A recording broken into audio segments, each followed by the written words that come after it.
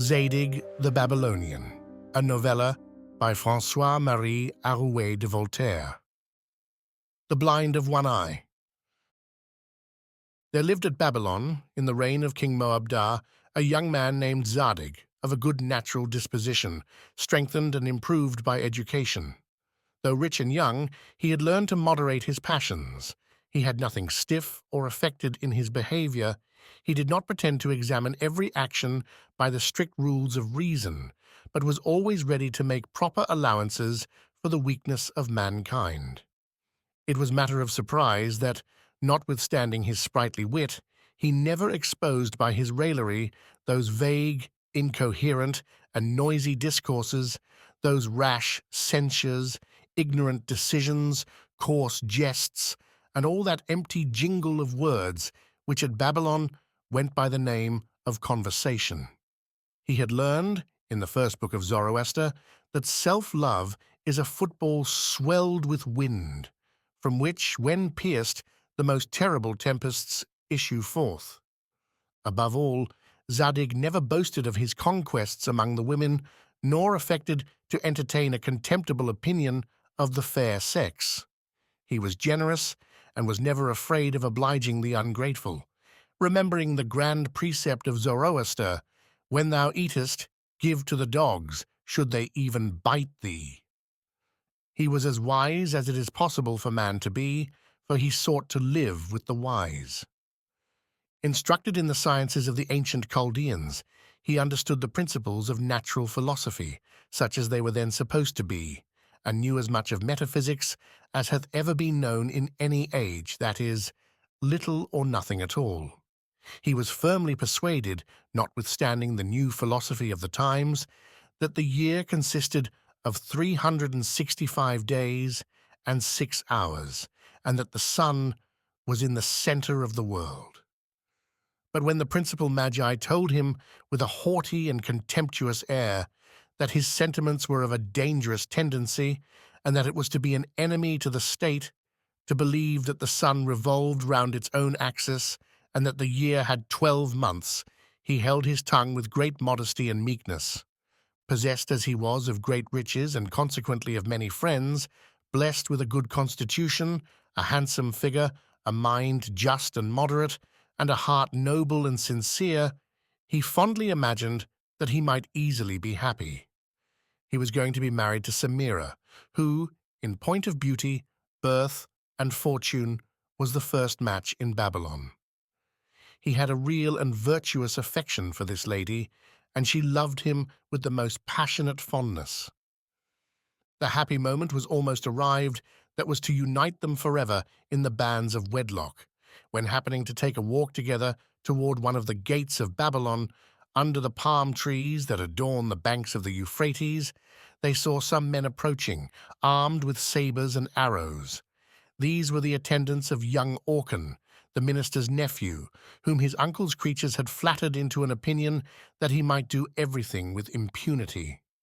He had none of the graces nor virtues of Zadig, but thinking himself a much more accomplished man, he was enraged to find that the other was preferred before him.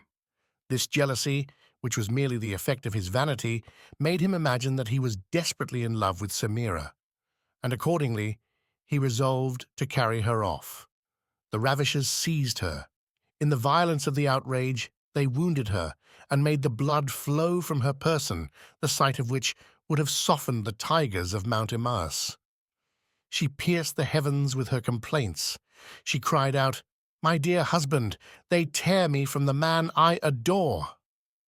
Regardless of her own danger, she was only concerned for the fate of her dear Zadig, who, in the meantime, defended himself with all the strength that courage and love could inspire. Assisted only by 2 slaves, he put the ravishers to flight and carried home Semira, insensible and bloody as she was, on opening her eyes and beholding her deliverer. "O Zadig," said she, "I loved thee formerly as my intended husband. I now love thee as the preserver of my honor and my life." Never was heart more deeply affected than that of Semira. Never did a more charming mouth express more moving sentiments. in those glowing words inspired by a sense of the greatest of all favours and by the most tender transports of a lawful passion. Her wound was slight and was soon cured. Zadig was more dangerously wounded. An arrow had pierced him near his eye and penetrated to a considerable depth. Semira wearied heaven with her prayers for the recovery of her lover. Her eyes were constantly bathed in tears. She anxiously awaited the happy moment when those of Zadig should be able to meet hers. But an abscess growing on the wounded eye gave everything to fear. A messenger was immediately dispatched to Memphis for the great physician Hermes, who came with a numerous retinue. He visited the patient and declared that he would lose his eye. He even foretold the day and hour when this fatal event would happen. "Had it been the right eye," said he, "I could easily have cured it, but the wounds of the left eye are incurable." All Babylon lamented the fate of Zadig and admired the profound knowledge of Hermes. In 2 days the abscess broke of its own accord, and Zadig was perfectly cured. Hermes wrote a book to prove that it ought not to have been cured. Zadig did not read it, but, as soon as he was able to go abroad, he went to pay a visit to her, in whom all his hopes of happiness were centered, and for whose sake alone he wished to have eyes. Semira had been in the country for 3 days past. He learned on the road that that fine lady, having openly declared that she had an unconquerable aversion to one-eyed men, had the night before given her hand to Orcan. At this news he fell speechless to the ground. His sorrow brought him almost to the brink of the grave. He was long indisposed, but reason at last got the better of his affliction, and the severity of his fate served to console him. "Since," said he, "I have suffered so much from the cruel caprice of a woman educated at court, I must now think of marrying the daughter of a citizen." He pitched upon Azora, a lady of the greatest prudence and of the best family in town. He married her and lived with her for 3 months in all the delights of the most tender union. He only observed that she had a little levity, and was too apt to find that those young men who had the most handsome persons were likewise possessed of most wit and virtue. The nose. One morning Azora returned from a walk in a terrible passion, and uttering the most violent exclamations. "What aileth thee?" said he, "my dear spouse? What is it that can thus have discomposed thee?" "Alas," said she, "thou wouldst be as much enraged as I am, hadst thou seen what I have just beheld. I have been to comfort the young widow Khosroo, who within these 2 days hath raised a tomb to her young husband near the rivulet that washes the skirts of this meadow. She vowed to heaven, in the bitterness of her grief, to remain at this tomb while the water of the rivulet should continue to run near it." "Well," said Zadig, "she is an excellent woman, and loved her husband with the most sincere affection." "Ah," replied Azora, "didst thou but know in what she was employed when I went to wait upon her?" "In what, pray, beautiful Azora? Was she turning the course of the rivulet?" Azora broke out into such long invectives and loaded the young widow with such bitter reproaches that Zadig was far from being pleased with this ostentation of virtue. Zadig had a friend named Cador, one of those young men in whom his wife discovered more probity and merit than in others. He made him his confidant and secured his fidelity as much as possible by a considerable present. Azora, having passed 2 days with a friend in the country, returned home on the 3rd. The servants told her with tears in their eyes that her husband died suddenly the night before, that they were afraid to send her an account of this mournful event, and that they had just been depositing his corpse in the tomb of his ancestors at the end of the garden. She wept, she tore her hair, and swore she would follow him to the grave. In the evening, Cador begged leave to wait upon her, and joined his tears with hers. Next day they wept less, and dined together. Cador told her that his friend had left him the greatest part of his estate, and that he should think himself extremely happy in sharing his fortune with her. The lady wept, fell into a passion, and at last became more mild and gentle. They sat longer at supper than at dinner. They now talked with greater confidence. Azora praised the deceased, but owned that he had many failings from which Cador was free. During supper, Cador complained of a violent pain in his side. The lady, greatly concerned and eager to serve him, caused all kinds of essences to be brought, with which she anointed him to try if some of them might not possibly ease him of his pain.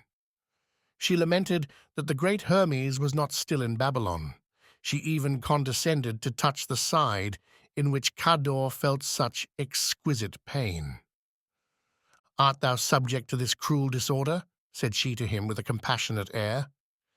"It sometimes brings me," replied Cador, "to the brink of the grave, and there is but one remedy that can give me relief, and that is to apply to my side the nose of a man who is lately dead." "A strange remedy indeed," said Azora. "Not more strange," replied he, "than the satchels of Arnon against the apoplexy." This reason, added to the great merit of the young man, at last determined the lady. "After all," says she, "when my husband shall cross the bridge Chinavar in his journey to the other world, the angel Azrael will not refuse him a passage, because his nose is a little shorter in the second life than it was in the first." She then took a razor, went to her husband's tomb, bedewed it with her tears, and drew near to cut off the nose of Zadig, whom she found extended at full length in the tomb. Zadig arose, holding his nose with one hand and putting back the razor with the other. "Madam," said he, "don't exclaim so violently against young Khosrow. The project of cutting off my nose is equal to that of turning the course of a rivulet." Zadig found by experience that the first month of marriage, as it is written in the book of Zend, is the moon of honey, and that the second is the moon of wormwood. He was some time after obliged to repudiate Azora, who became too difficult to be pleased, and he then sought for happiness in the study of nature. "No man," said he, "can be happier than a philosopher who reads in this great book which God hath placed before our eyes. The truths he discovers are his own. He nourishes and exalts his soul. He lives in peace. He fears nothing from men, and his tender spouse will not come to cut off his nose." Possessed of these ideas, he retired to a country house on the banks of the Euphrates. There, he did not employ himself in calculating how many inches of water flow in a second of time under the arches of a bridge, or whether there fell a cube line of rain in the month of the mouse more than in the month of the sheep. He never dreamed of making silk of cobwebs or porcelain of broken bottles, but he chiefly studied the properties of plants and animals, and soon acquired a sagacity that made him discover 1,000 differences where other men see nothing but uniformity. One day, as he was walking near a little wood, he saw one of the queen's eunuchs running toward him, followed by several officers who appeared to be in great perplexity, and who ran to and fro like men distracted, eagerly searching for something they had lost of great value.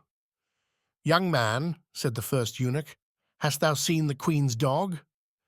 "It is a female," replied Zadig. "Thou art in the right," returned the first eunuch. "It is a very small she-spaniel," added Zadig. "She has lately whelped. She limps on the left forefoot and has very long ears." "Thou hast seen her," said the first eunuch, quite out of breath. "No," replied Zadig, "I have not seen her, nor did I so much as know that the queen had a dog." Exactly at the same time, by one of the common freaks of fortune, the finest horse in the king's stable had escaped from the jockey in the plains of Babylon. The principal huntsman and all the other officers ran after him with as much eagerness and anxiety as the first eunuch had done after the spaniel. The principal huntsman addressed himself to Zadig and asked him if he had not seen the king's horse passing by. "He is the fleetest horse in the king's stable," replied Zadig. "He is 5 feet high, with very small hoofs, and a tail 3 feet and a half in length. The studs on his bit are gold of 23 carats, and his shoes are silver of 11 pennyweights." "What way did he take? Where is he?" demanded the chief huntsman. "I have not seen him," replied Zadig, "and never heard talk of him before."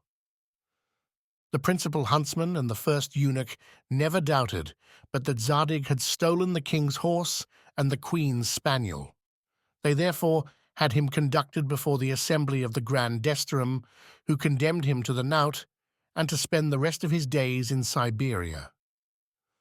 Hardly was the sentence passed when the horse and the spaniel were both found. The judges were reduced to the disagreeable necessity of reversing their sentence, but they condemned Zadig to pay 400 ounces of gold for having said that he had not seen what he had seen. This fine he was obliged to pay, after which he was permitted to plead his cause before the council of the Grand Desterham, when he spoke to the following effect: "Ye stars of justice, abyss of sciences, mirrors of truth, who have the weight of lead, the hardness of iron, the splendor of the diamond, and many properties of gold, since I am permitted to speak before this august assembly, I swear to you by Oromades that I have never seen the queen's respectable spaniel, nor the sacred horse of the King of Kings." The truth of the matter was as follows. I was walking toward the little wood, where I afterwards met the venerable eunuch and the most illustrious chief huntsman. I observed on the sand the traces of an animal, and could easily perceive them to be those of a little dog.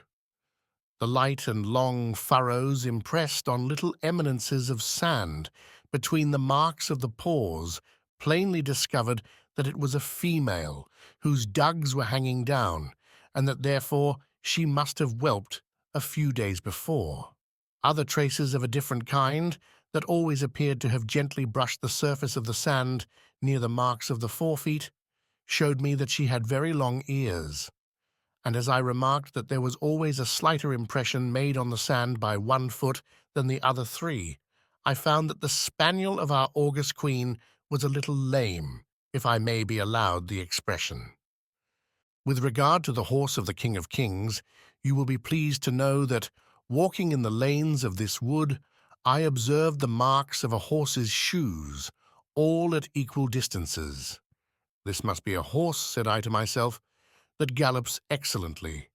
The dust on the trees in the road, that was but 7 feet wide, was a little brushed off, at the distance of 3 feet and a half from the middle of the road. "This horse," said I, "has a tail 3 feet and a half long, which, being whisked to the right and left, has swept away the dust." I observed under the trees that formed an arbor 5 feet in height, that the leaves of the branches were newly fallen, from whence I inferred that the horse had touched them, and that he must therefore be 5 feet high.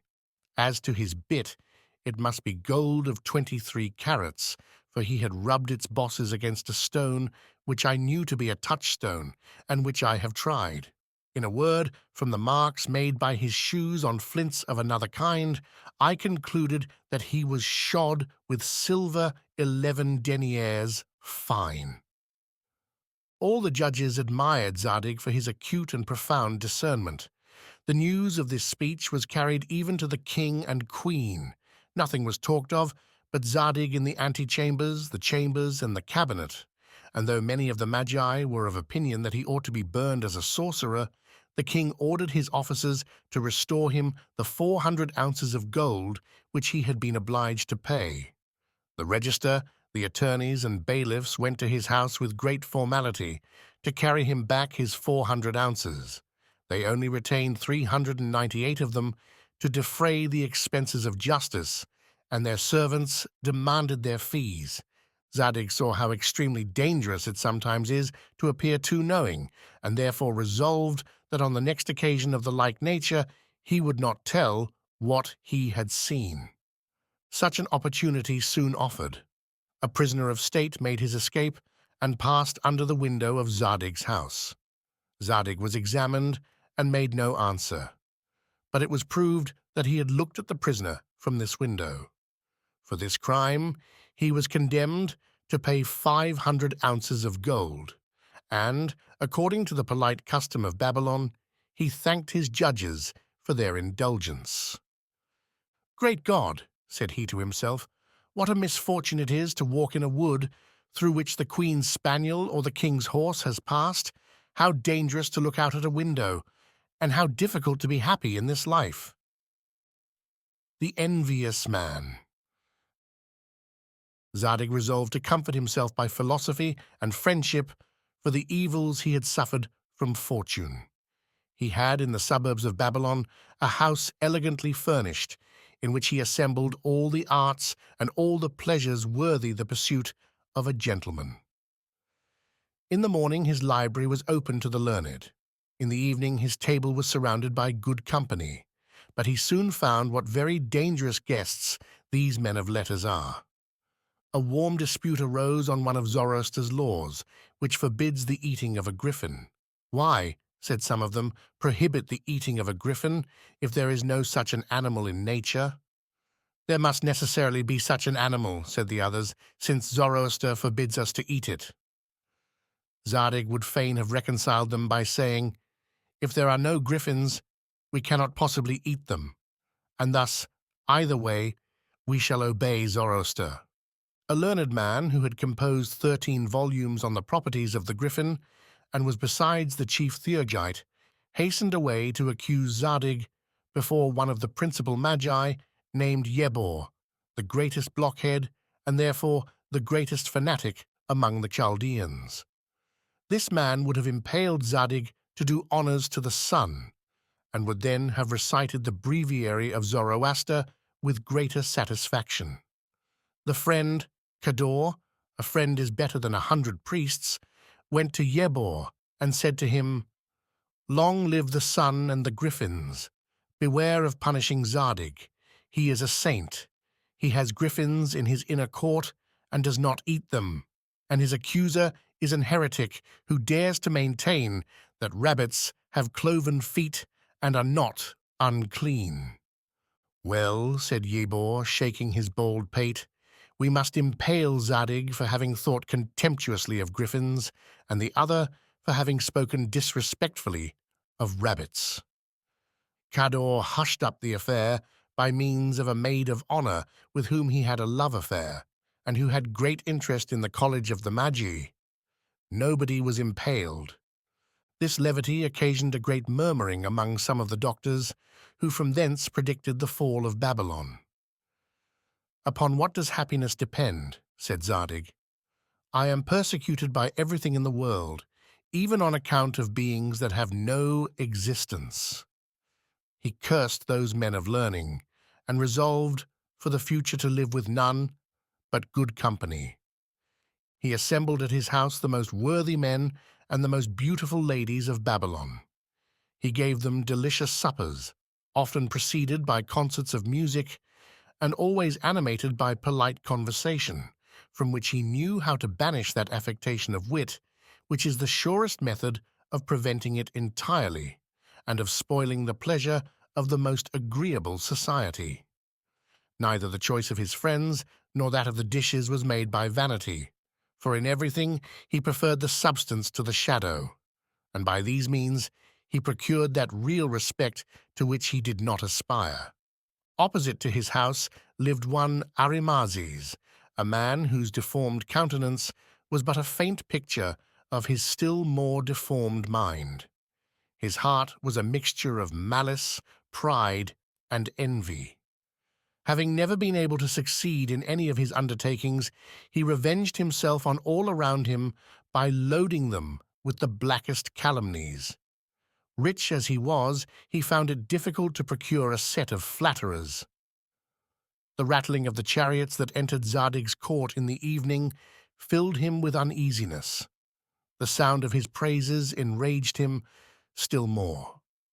He sometimes went to Zadig's house and sat down at table without being desired, where he spoiled all the pleasure of the company, as the harpies are said to infect the viands they touch.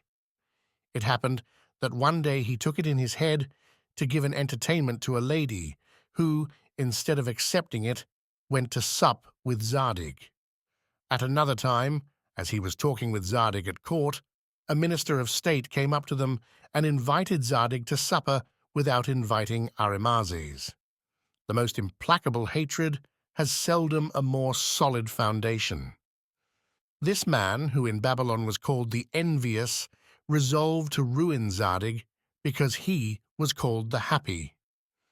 The opportunity of doing mischief occurs 100 times in a day, and that of doing good but once a year, as saith the wise Zoroaster.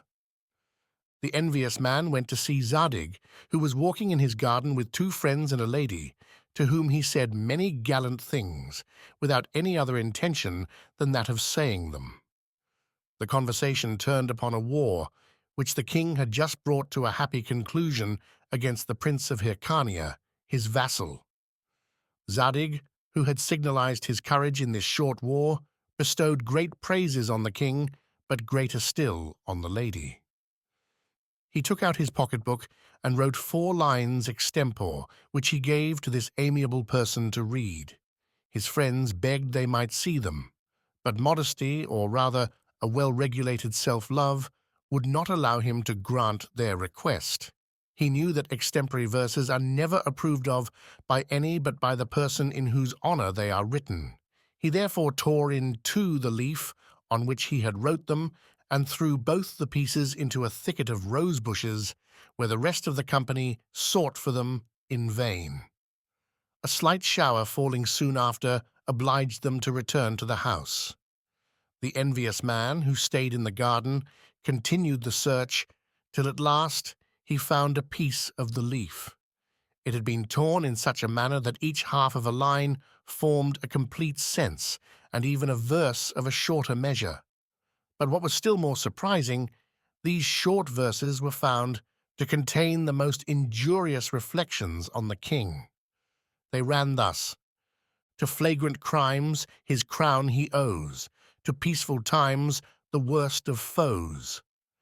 The envious man was now happy for the first time of his life. He had it in his power to ruin a person of virtue and merit. Filled with this fiend-like joy, he found means to convey to the king the satire written by the hand of Zadig, who, together with the lady and his 2 friends, was thrown into prison. His trial was soon finished, without his being permitted to speak for himself. As he was going to receive his sentence, the envious man threw himself in his way and told him with a loud voice that his verses were good for nothing. Zadig did not value himself on being a good poet, but it filled him with inexpressible concern to find that he was condemned for high treason, and that the fair lady and his 2 friends were confined in prison for a crime of which they were not guilty. He was not allowed to speak because his writings spoke for him. Such was the law of Babylon. Accordingly, he was conducted to the place of execution through an immense crowd of spectators, who durst not venture to express their pity for him, but who carefully examined his countenance to see if he died with a good grace. His relations alone were inconsolable, for they could not succeed to his estate. 3/4 of his wealth were confiscated into the king's treasury, and the other 1/4 was given to the envious man. Just as he was preparing for death, the king's parrot flew from its cage and alighted on a rosebush in Zadig's garden. A peach had been driven thither by the wind from a neighboring tree, and had fallen on a piece of the written leaf of the pocketbook to which it stuck. The bird carried off the peach and the paper and laid them on the king's knee. The king took up the paper with great eagerness and read the words, which formed no sense, and seemed to be the endings of verses. He loved poetry, and there is always some mercy to be expected from a prince of that disposition. The adventure of the parrot set him a-thinking. The queen, who remembered what had been written on the piece of Zadig's pocketbook, caused it to be brought. They compared the 2 pieces together and found them to tally exactly. They then read the verses as Zadig had wrote them. Tyrants are prone to flagrant crimes.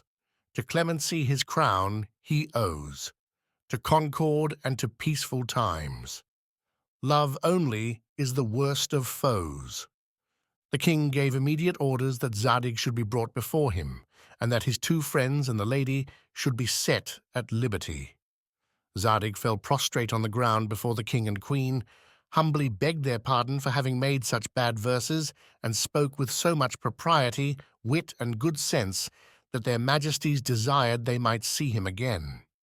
He did himself that honour, and insinuated himself still farther into their good graces. They gave him all the wealth of the envious man, but Zadig restored him back the whole of it. And this instance of generosity gave no other pleasure to the envious man than that of having preserved his estate. The king's esteem for Zadig increased every day. He admitted him into all his parties of pleasure and consulted him in all affairs of state. From that time, the queen began to regard him with an eye of tenderness that might one day prove dangerous to herself, to the king, her august comfort, to Zadig, and to the kingdom in general. Zadig now began to think that happiness was not so unattainable as he had formerly imagined. The generous.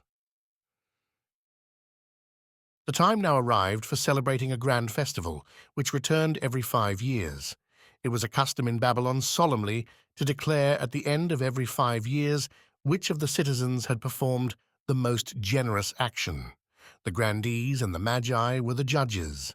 The first satrap, who was charged with the government of the city, published the most noble actions that had passed under his administration.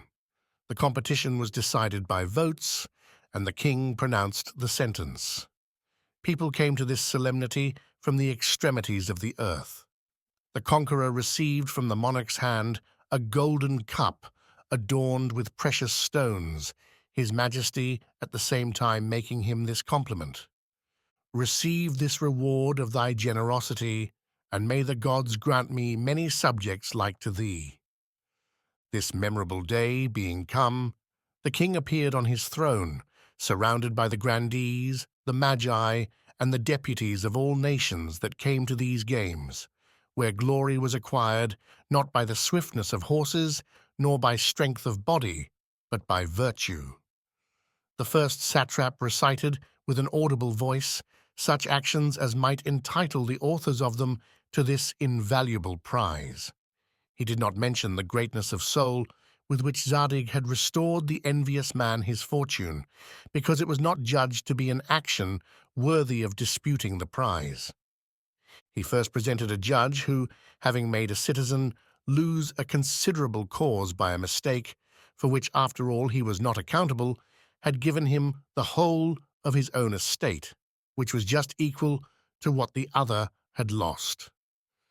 He next produced a young man who, being desperately in love with a lady whom he was going to marry, had yielded her up to his friend, whose passion for her had almost brought him to the brink of the grave, and at the same time had given him the lady's fortune. He afterwards produced a soldier who, in the wars of Hyrcania, had given a still more noble instance of generosity. A party of the enemy having seized his mistress, he fought in her defense with great intrepidity. At that very instant he was informed that another party, at the distance of a few paces, were carrying off his mother. He therefore left his mistress with tears in his eyes and flew to the assistance of his mother. At last he returned to the dear object of his love and found her expiring. He was just going to plunge his sword in his own bosom, but his mother, remonstrating against such a desperate deed and telling him that he was the only support of her life, he had the courage to endure to live. The judges were inclined to give the prize to the soldier, but the king took up the discourse and said, "The action of the soldier and those of the other two are doubtless very great, but they have nothing in them surprising. Yesterday, Zadig performed an action that filled me with wonder. I had a few days before disgraced Koreb, my minister and favorite. I complained of him in the most violent and bitter terms. All my courtiers assured me that I was too gentle and seemed to vie with each other in speaking ill of Koreb. I asked Zadig what he thought of him, and he had the courage to commend him. I have read in our histories of many people who have atoned for an error by the surrender of their fortune, who have resigned a mistress, or preferred a mother to the object of their affection.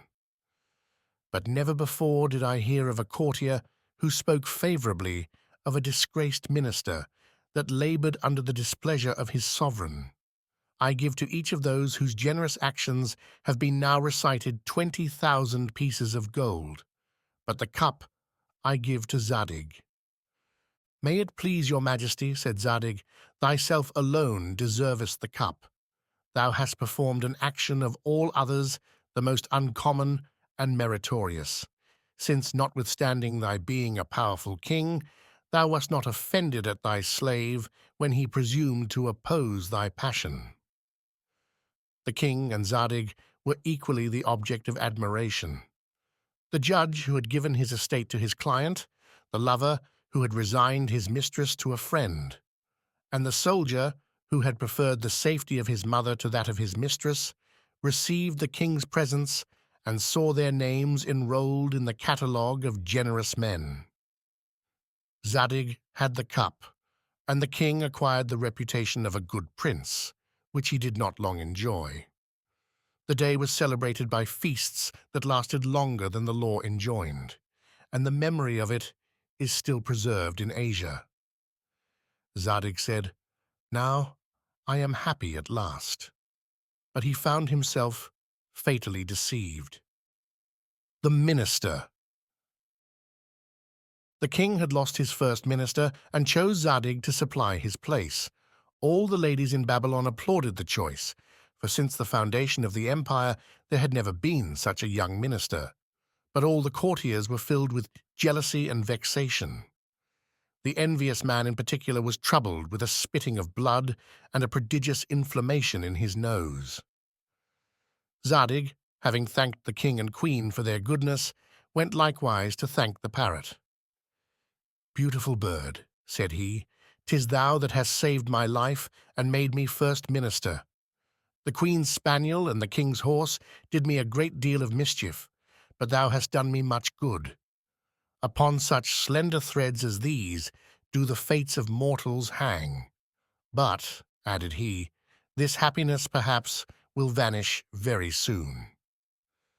"Soon?" replied the parrot. Zadig was somewhat startled at this word, but as he was a good natural philosopher and did not believe parrots to be prophets, he quickly recovered his spirits and resolved to execute his duty to the best of his power. He made everyone feel the sacred authority of the laws, but no one felt the weight of his dignity. He never checked the deliberation of the divan, and every vizier might give his opinion without the fear of incurring the minister's displeasure. When he gave judgment, it was not he that gave it, it was the law, the rigor of which, however, whenever it was too severe, he always took care to soften, and when laws were wanting, the equity of his decisions was such as might easily have made them pass for those of Zoroaster. It is to him that the nations are indebted for this grand principle, to wit, that it is better to run the risk of sparing the guilty than to condemn the innocent. He imagined that laws were made as well to secure the people from the suffering of injuries as to restrain them from the commission of crimes. His chief talent consisted in discovering the truth, which all men seek to obscure. This great talent he put in practice from the very beginning of his administration. A famous merchant of Babylon, who died in the Indies, divided his estate equally between his two sons, after having disposed of their sister in marriage, and left a present of 30,000 pieces of gold to that son who should be found to have loved him best. The eldest raised a tomb to his memory. The youngest increased his sister's portion by giving her part of his inheritance. Everyone said that the eldest son loved his father best, and the youngest his sister, and that the 30,000 pieces belonged to the eldest. Zadig sent for both of them, the one after the other. To the eldest he said, "Thy father is not dead. He is recovered of his last illness, and is returning to Babylon." "God be praised," replied the young man, "but his tomb cost me a considerable sum." Zadig afterwards said the same to the youngest. "God be praised," said he, "I will go and restore to my father all that I have, but I could wish that he would leave my sister what I have given her." "Thou shalt restore nothing," replied Zadig, "and thou shalt have the 30,000 pieces, for thou art the son who loves his father best." The disputes and the audiences. In this manner he daily discovered the subtlety of his genius and the goodness of his heart. The people at once admired and loved him. He passed for the happiest man in the world. The whole empire resounded with his name. All the ladies ogled him. All the men praised him for his justice. The learned regarded him as an oracle. And even the priests confessed that he knew more than the old archmage Yebor. They were now so far from prosecuting him on account of the griffin that they believed nothing but what he thought credible. There had reigned in Babylon, for the space of 1,500 years, a violent contest that had divided the empire into two sects. The one pretended that they ought to enter the temple of Mitra with the left foot foremost. The other held this custom in detestation and always entered with the right foot first. The people waited with great impatience for the day on which the solemn feast of the sacred fire was to be celebrated, to see which sect Zadig would favor. All the world had their eyes fixed on his 2 feet, and the whole city was in the utmost suspense and perturbation. Zadig jumped into the temple with his feet joined together, and afterwards proved in an eloquent discourse that the sovereign of heaven and earth, who accepted not the persons of men, makes no distinction between the right and left foot. The envious man and his wife alleged that his discourse was not figurative enough, and that he did not make the rocks and mountains to dance with sufficient agility. "He is dry," said they, "and void of genius. He does not make the flea to fly, and stars to fall, nor the sun to melt wax. He has not the true oriental style." Zadig contented himself with having the style of reason. All the world favored him, not because he was in the right road or followed the dictates of reason, or was a man of real merit, but because he was prime vizier. He terminated with the same happy address the grand difference between the white and the black magi. The former maintained that it was the height of impiety to pray to God with the face turned toward the east in winter. The latter asserted that God abhorred the prayers of those who turned toward the west in summer. Zadig decreed that every man should be allowed to turn as he pleased. Thus he found out the happy secret of finishing all affairs, whether of a private or a public nature, in the morning. The rest of the day he employed in superintending and promoting the embellishments of Babylon. He exhibited tragedies that drew tears from the eyes of the spectators, and comedies that shook their sides with laughter, a custom which had long been disused, and which his good taste now induced him to revive. He never affected to be more knowing in the polite arts than the artists themselves. He encouraged them by rewards and honors, and was never jealous of their talents. In the evening the king was highly entertained with his conversation, and the queen still more. "Great minister," said the king. "Amiable minister," said the queen, and both of them added, "It would have been a great loss to the state had such a man been hanged." Never was a man in power obliged to give so many audiences to the ladies. Most of them came to consult him about no business at all, that so they might have some business with him, but none of them won his attention.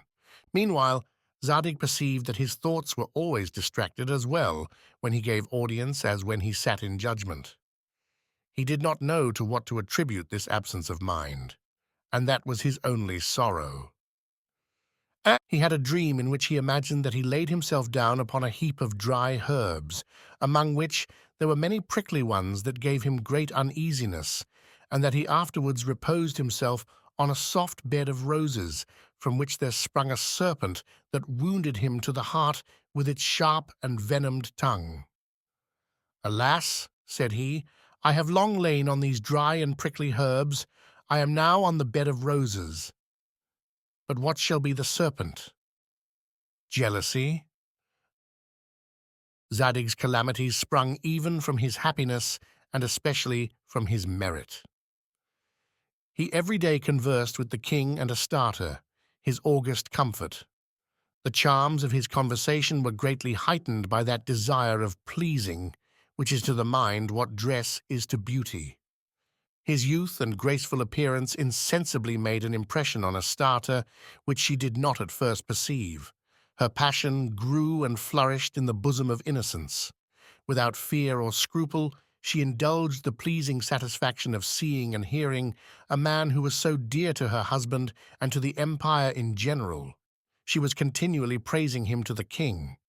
She talked of him to her women, who were always sure to improve on her praises.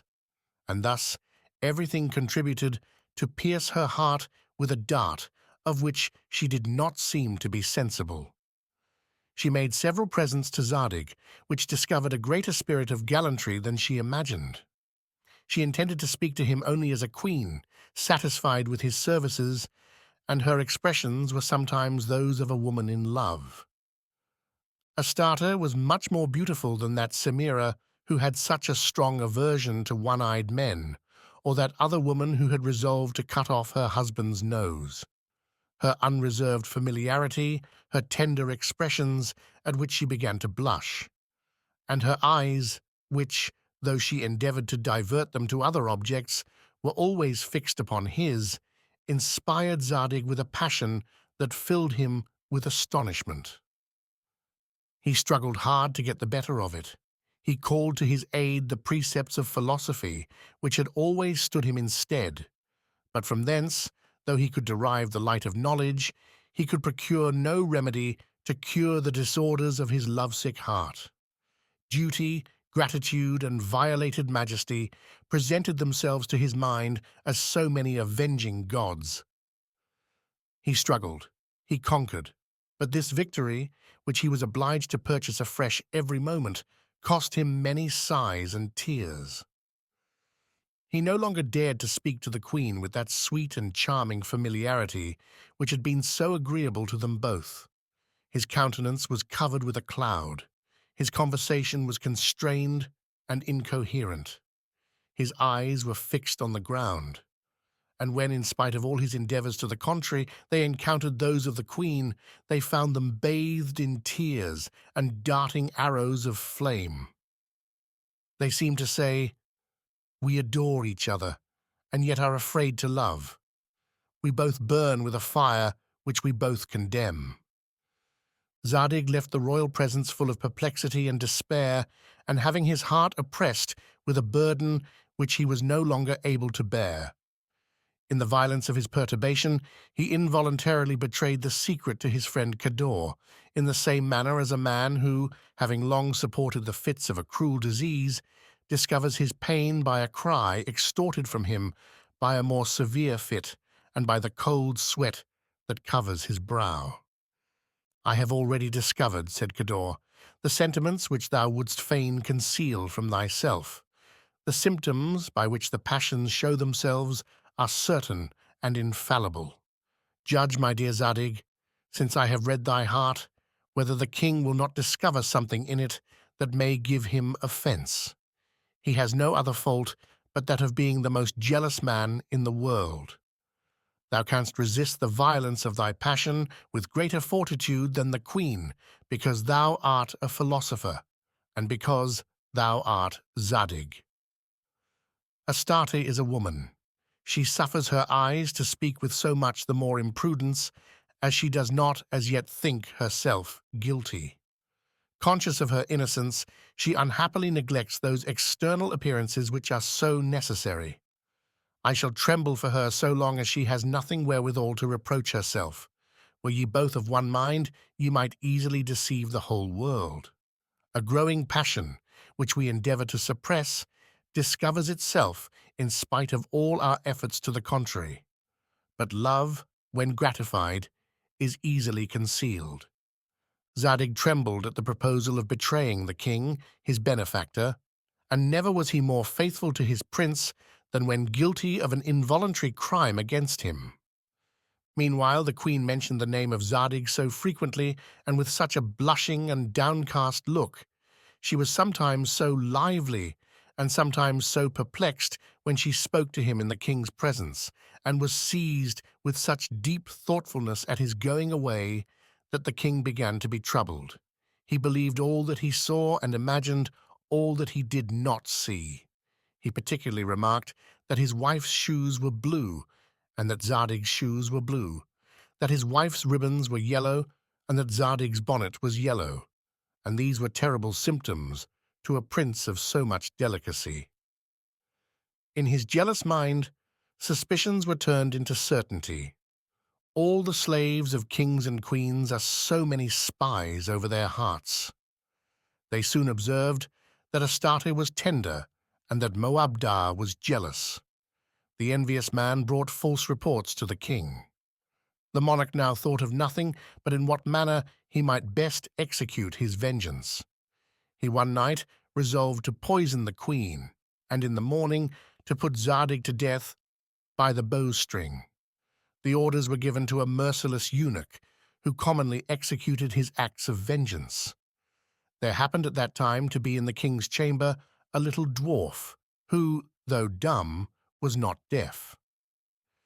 He was allowed, on account of his insignificance, to go wherever he pleased, and, as a domestic animal, was a witness of what passed in the most profound secrecy. This little mute was strongly attached to the queen and Zadig. With equal horror and surprise, he heard the cruel orders given. But how to prevent the fatal sentence that in a few hours was to be carried into execution? He could not write, but he could paint, and excelled particularly in drawing a striking resemblance. He employed a part of the night in sketching out with his pencil what he meant to impart to the queen. The piece represented the king in one corner, boiling with rage, and giving orders to the eunuch, a bowstring and a bowl on a table. The queen in the middle of the picture, expiring in the arms of her woman, and Zadig strangled at her feet. The horizon represented a rising sun, to express that this shocking execution was to be performed in the morning. As soon as he had finished the picture, he ran to one of Astarte's women, awakened her, and made her understand that she must immediately carry it to the queen. At midnight, a messenger knocks at Zadig's door, awakes him, and gives him a note from the queen. He doubts whether it is a dream, and opens the letter with a trembling hand. But how great was his surprise, and who can express the consternation and despair into which he was thrown upon reading these words: "Fly this instant, or thou art a dead man. Fly, Zadig, I conjure thee by our mutual love and my yellow ribbons. I have not been guilty, but I find I must die like a criminal." Zadig was hardly able to speak. He sent for Cador, and without uttering a word, gave him the note. Cador forced him to obey, and forthwith to take the road to Memphis. "Shouldst thou dare," said he, "to go in search of the queen, thou wilt hasten her death. Shouldst thou speak to the king, thou wilt infallibly ruin her.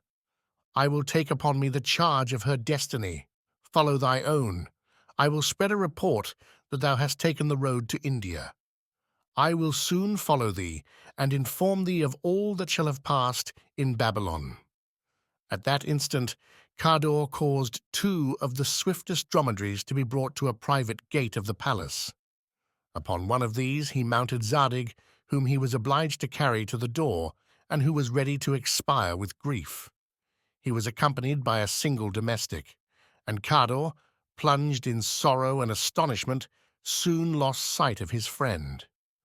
This illustrious fugitive, arriving on the side of a hill from whence he could take a view of Babylon, turned his eyes toward the queen's palace and fainted away at the sight. Nor did he recover his senses, but to shed a torrent of tears and to wish for death. At length, after his thoughts had been long engrossed in lamenting the unhappy fate of the loveliest woman and the greatest queen in the world, he for a moment turned his views on himself and cried, "What then is human life? O virtue, how hast thou served me? 2 women have basely deceived me, and now a third, who is innocent and more beautiful than both the others, is going to be put to death. Whatever good I have done hath been to me a continual source of calamity and affliction, and I have only been raised to the height of grandeur, to be tumbled down the most horrid precipice of misfortune." Filled with these gloomy reflections, his eyes overspread with the veil of grief, his countenance covered with the paleness of death, and his soul plunged in an abyss of the blackest despair, he continued his journey toward Egypt. The woman beaten. Zadig directed his course by the stars. The constellation of Orion and the splendid Dog Star guided his steps toward the pole of Cassiopeia. He admired those vast globes of light which appear to our eyes but as so many little sparks, while the earth, which in reality is only an imperceptible point in nature, appears to our fond imaginations as something so grand and noble. He then represented to himself the human species as it really is, as a parcel of insects devouring one another on a little atom of clay. This true image seemed to annihilate his misfortunes by making him sensible of the nothingness of his own being and of that of Babylon. His soul launched out into infinity and, detached from the senses, contemplated the immutable order of the universe. But when afterwards, returning to himself and entering into his own heart, he considered that Astarte had perhaps died for him, the universe vanished from his sight, and he beheld nothing in the whole compass of nature but Astarte, expiring, and Zadig unhappy. While he thus alternately gave up his mind to this flux and reflux of sublime philosophy and intolerable grief, he advanced toward the frontiers of Egypt, and his faithful domestic was already in the first village, in search of a lodging. Upon reaching the village, Zadig generously took the part of a woman attacked by her jealous lover. The combat grew so fierce that Zadig slew the lover. The Egyptians were then just and humane. The people conducted Zadig to the townhouse. They first of all ordered his wounds to be dressed, and then examined him and his servant apart in order to discover the truth. They found that Zadig was not an assassin, but as he was guilty of having killed a man, the law condemned him to be a slave. His 2 camels were sold for the benefit of the town. All the gold he had brought with him was distributed among the inhabitants, and his person, as well as that of the companion of his journey, was exposed to sale in the marketplace. An Arabian merchant named Setok made the purchase.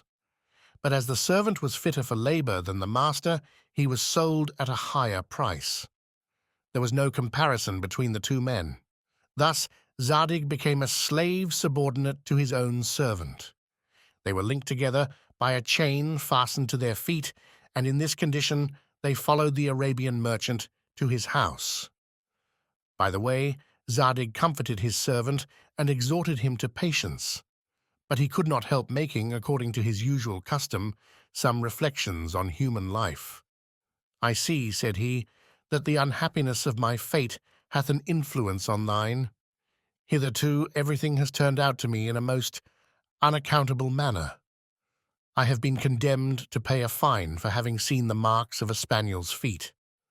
I thought that I should once have been impaled on account of a griffin. I have been sent to execution for having made some verses in praise of the king. I have been upon the point of being strangled because the queen had yellow ribbons, and now I am a slave with thee because a brutal wretch beat his mistress. Come, let us keep a good heart. All this perhaps will have an end. The Arabian merchants must necessarily have slaves, and why not me as well as another, since, as well as another, I am a man. This merchant will not be cruel. He must treat his slaves well if he expects any advantage from them. But while he spoke thus, his heart was entirely engrossed by the fate of the Queen of Babylon. 2 days after, the merchant Zadig set out for Arabia Deserta with his slaves and his camels. His tribe dwelt near the desert of Oreb. The journey was long and painful. Zadig set a much greater value on the servant than the master, because the former was more expert in loading the camels, and all the little marks of distinction were shown to him. A camel having died within 2 days' journey of Oreb, his burden was divided and laid on the backs of the servants, and Zadig had his share among the rest. Zadig laughed to see all his slaves walking with their bodies inclined. Zadig took the liberty to explain to him the cause and inform him of the laws of the balance. The merchant was astonished and began to regard him with other eyes. Zadig, finding he had raised his curiosity, increased it still further by acquainting him with many things that related to commerce, the specific gravity of metals and commodities under an equal bulk, the properties of several useful animals, and the means of rendering those useful that are not naturally so. At last, Zadig began to consider Zadig as a sage, and preferred him to his companion, whom he had formerly so much esteemed. He treated him well, and had no cause to repent of his kindness. The stone. As soon as Zadig arrived among his own tribe, he demanded the payment of 500 ounces of silver, which he had lent to a Jew in presence of 2 witnesses. But as the witnesses were dead, and the debt could not be proved, the Hebrew appropriated the merchant's money to himself, and piously thanked God for putting it in his power to cheat an Arabian. Zadig imparted this troublesome affair to Zadig, who was now become his counsel. "In what place," said Zadig, "didst thou lend the 500 ounces to this infidel?" "Upon a large stone," replied the merchant, "that lies near Mount Oreb." "What is the character of thy debtor?" said Zadig. "That of a knave," returned Zadig. "But I ask thee whether he is lively or phlegmatic, cautious or imprudent." "He is, of all bad payers," said Zadig, "the most lively fellow I ever knew." "Well," resumed Zadig, "allow me to plead thy cause." In effect, Zadig, having summoned the Jew to the tribunal, addressed the judge in the following terms: "Pillar of the throne of equity, I come to demand of this man, in the name of my master, 500 ounces of silver, which he refuses to pay." "Hast thou any witnesses?" said the judge. "No, they are dead, but there remains a large stone upon which the money was counted, and if it please thy grandeur to order the stone to be sought for, I hope that it will bear witness. The Hebrew and I will tarry here till the stone arrives. I will send for it at my master's expense." "With all my heart," replied the judge, and immediately applied himself to the discussion of other affairs. When the court was going to break up, the judge said to Zadig, "Well, friend, is not thy stone come yet?" The Hebrew replied with a smile, "Thy grandeur may stay here till the morrow, and after all not see the stone. It is more than 6 miles from hence, and it would require 15 men to move it." "Well," cried Zadig, "did not I say that the stone would bear witness?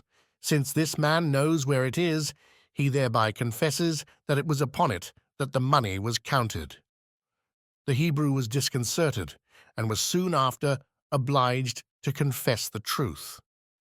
The judge ordered him to be fastened to the stone without meat or drink, till he should restore the 500 ounces, which were soon after paid. The slave Zadig and the stone were held in great repute in Arabia. The funeral pile. Zadig, charmed with the happy issue of this affair, made his slave his intimate friend. He had now conceived as great esteem for him as ever the king of Babylon had done, and Zadig was glad that Setok had no wife. He discovered in his master a good natural disposition, much probity of heart, and a great share of good sense. But he was sorry to see that, according to the ancient custom of Arabia, he adored the host of heaven, that is, the sun, moon, and stars. He sometimes spoke to him on this subject with great prudence and discretion. At last he told him that these bodies were like all other bodies in the universe, and no more deserving of our homage than a tree or a rock.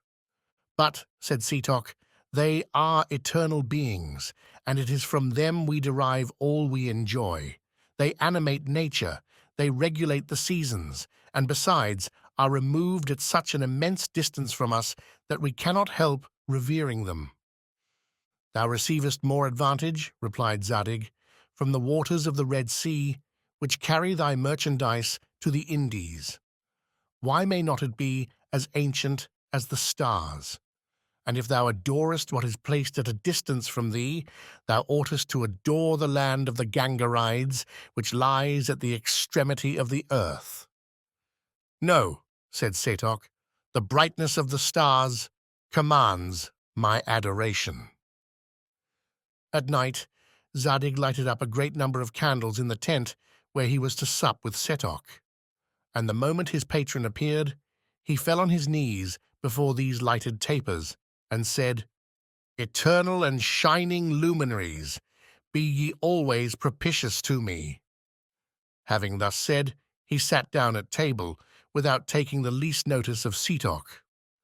What art thou doing? Said Setok to him in amaze. I act like thee, replied Zadig.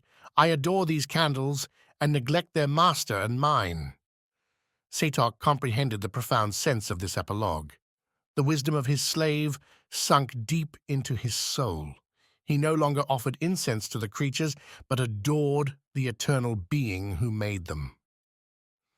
There prevailed at that time in Arabia a shocking custom sprung originally from Lathia, and which, being established in the Indies by the credit of the Brahmins, threatened to overrun all the East. When a married man died, and his beloved wife aspired to the character of a saint, she burned herself publicly on the body of her husband. This was a solemn feast, and was called the funeral pile of widowhood, and that tribe in which most women had been burned was the most respected.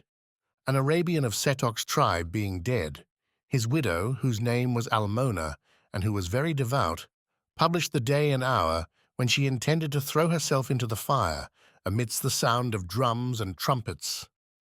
Zadig remonstrated against this horrible custom. He showed Setok how inconsistent it was with the happiness of mankind to suffer young widows to burn themselves every other day, widows who were capable of giving children to the state, or at least of educating those they already had. And he convinced him that it was his duty to do all that lay in his power to abolish such a barbarous practice. The women, said Setok, have possessed the right of burning themselves for more than 1,000 years, and who shall dare to abrogate a law which time hath rendered sacred? Is there anything more respectable than ancient abuses? Reason is more ancient, replied Zadig. Meanwhile speak thou to the chiefs of the tribes, and I will go to wait on the young widow. Accordingly, he was introduced to her, and after having insinuated himself into her good graces by some compliments on her beauty, and told her what a pity it was to commit so many charms to the flames, he at last praised her for her constancy and courage. Thou must surely have loved thy husband, said he to her, with the most passionate fondness. Who I? Replied the lady. I loved him not at all. He was a brutal, jealous, insupportable wretch, but I am firmly resolved to throw myself on his funeral pile. It would appear then, said Zadig, that there must be a very delicious pleasure in being burned alive. Oh, it makes nature shudder, replied the lady, but that must be overlooked. I am a devotee, and I should lose my reputation, and all the world would despise me if I did not burn myself." Zadig, having made her acknowledge that she burned herself to gain the good opinion of others and to gratify her own vanity, entertained her with a long discourse, calculated to make her a little in love with life, and even went so far as to inspire her with some degree of goodwill for the person who spoke to her. "Alas," said the lady, "I believe I should desire thee to marry me." Zadig's mind was too much engrossed with the idea of a starter not to elude this declaration, but he instantly went to the chiefs of the tribes, told them what had passed, and advised them to make a law by which a widow should not be permitted to burn herself till she had conversed privately with a young man for the space of an hour. Since that time, not a single woman hath burned herself in Arabia. They were indebted to Zadig alone for destroying in one day a cruel custom that had lasted for so many ages, and thus he became the benefactor of Arabia. The supper. Setoc, who could not separate himself from this man in whom dwelt wisdom, carried him to the great fair of Balzora, whither the richest merchants in the earth resorted. Zadig was highly pleased to see so many men of different countries united in the same place. He considered the whole universe as one large family assembled at Balzora. Setoc, after having sold his commodities at a very high price, returned to his own tribe with his friend Zadig, who learned upon his arrival that he had been tried in his absence and was now going to be burned by a slow fire. Only the friendship of Almona saved his life. Like so many pretty women, she possessed great influence with the priesthood. Zadig thought it best to leave Arabia. Setoc was so charmed with the ingenuity and address of Almona that he made her his wife. Zadig departed after having thrown himself at the feet of his fair deliverer. Setoc and he took leave of each other with tears in their eyes, swearing an eternal friendship and promising that the first of them that should acquire a large fortune should share it with the other. Zadig directed his course along the frontiers of Assyria, still musing on the unhappy Astarte, and reflecting on the severity of fortune which seemed determined to make him the sport of her cruelty and the object of her persecution. "What," said he to himself, 400 ounces of gold for having seen a spaniel, condemned to lose my head for 4 bad verses in praise of the king, ready to be strangled because the queen had shoes of the color of my bonnet, reduced to slavery for having succored a woman who was beat, and on the point of being burned for having saved the lives of all the young widows of Arabia." The robber. Arriving on the frontiers which divide Arabia Petraea from Syria, he passed by a pretty strong castle, from which a party of armed Arabians sallied forth. They instantly surrounded him and cried, "All thou hast belongs to us, and thy person is the property of our master." Zadig replied by drawing his sword. His servant, who was a man of courage, did the same. They killed the first Arabians that presumed to lay hands on them, and though the number was redoubled, they were not dismayed, but resolved to perish in the conflict. 2 men defended themselves against a multitude, and such a combat could not last long. The master of the castle, whose name was Arbogad, having observed from a window the prodigies of valor performed by Zadig, conceived a high esteem for this heroic stranger. He descended in haste and went in person to call off his men and deliver the 2 travelers. "All that passes over my lands," said he, "belongs to me, as well as what I find upon the lands of others. But thou seemest to be a man of such undaunted courage that I will exempt thee from the common law." He then conducted him to his castle, ordering his men to treat him well, and in the evening Arbogad supped with Zadig. The lord of the castle was one of those Arabians who are commonly called robbers, but he now and then performed some good actions amid a multitude of bad ones. He robbed with a furious rapacity and granted favors with great generosity. He was intrepid in action, affable in company, a debauchee at table, but gay in debauchery, and particularly remarkable for his frank and open behavior. He was highly pleased with Zadig, whose lively conversation lengthened the repast. At last, Arbogad said to him, I advise thee to enroll thy name in my catalogue. Thou canst not do better. This is not a bad trade, and thou mayest one day become what I am at present. May I take the liberty of asking thee, said Zadig, how long thou hast followed this noble profession? From my most tender youth, replied the lord. I was a servant to a pretty good-natured Arabian, but could not endure the hardships of my situation. I was vexed to find that fate had given me no share of the earth, which equally belongs to all men. I imparted the cause of my uneasiness to an old Arabian, who said to me, My son, do not despair. There was once a grain of sand that lamented that it was no more than a neglected atom in the desert. At the end of a few years it became a diamond, and is now the brightest ornament in the crown of the King of the Indies. This discourse made a deep impression on my mind. I was the grain of sand, and I resolved to become the diamond. I began by stealing 2 horses. I soon got a party of companions.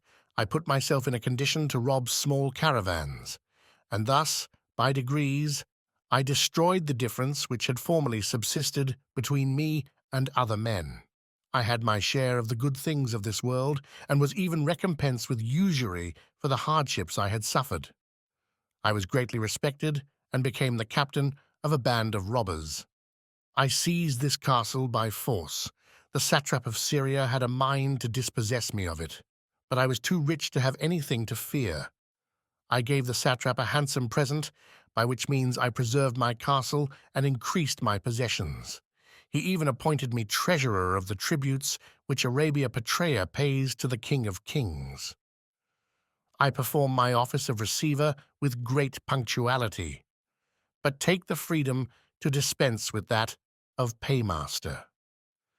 The Grand Desterham of Babylon sent hither a pretty satrap in the name of King Moabdar to have me strangled. This man arrived with his orders. I was apprised of all. I caused to be strangled in his presence the 4 persons he had brought with him to draw the noose, after which I asked him how much his commission of strangling me might be worth.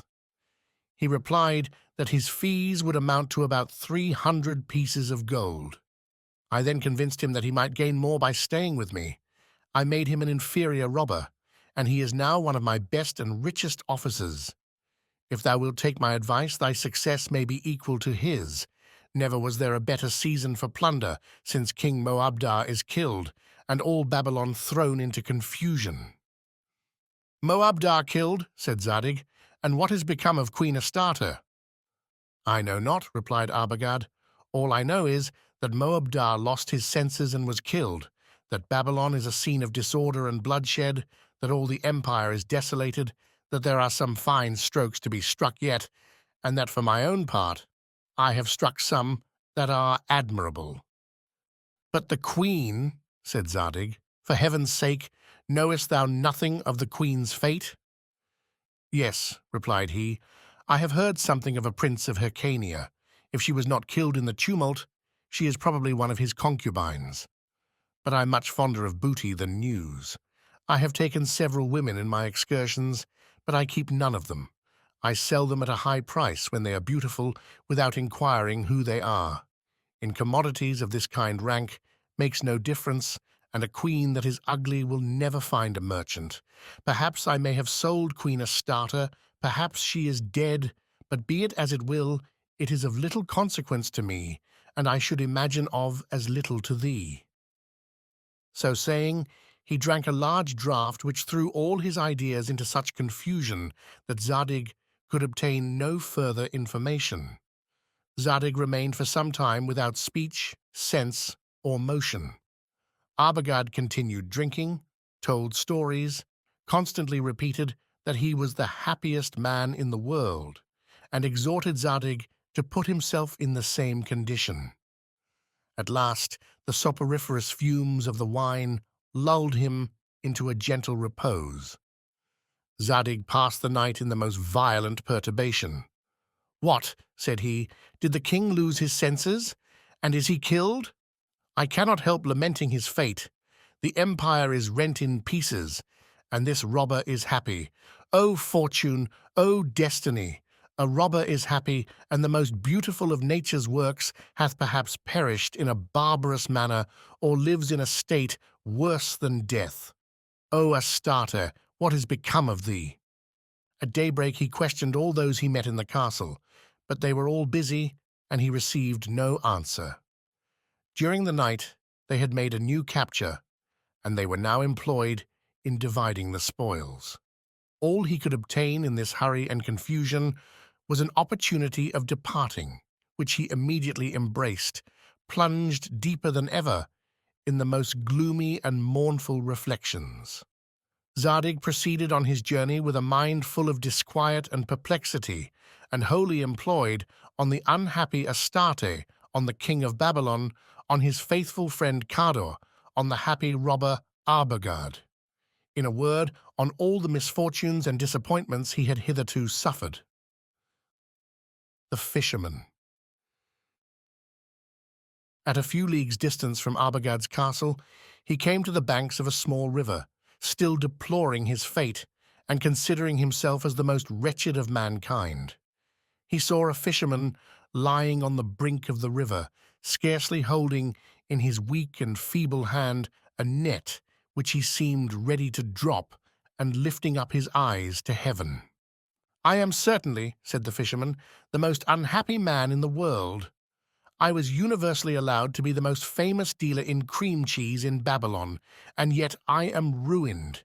I had the most handsome wife that any man in my station could have, and by her I have been betrayed. I had still left a paltry house, and that I have seen pillaged and destroyed. At last I took refuge in this cottage, where I have no other resource than fishing, and yet I cannot catch a single fish.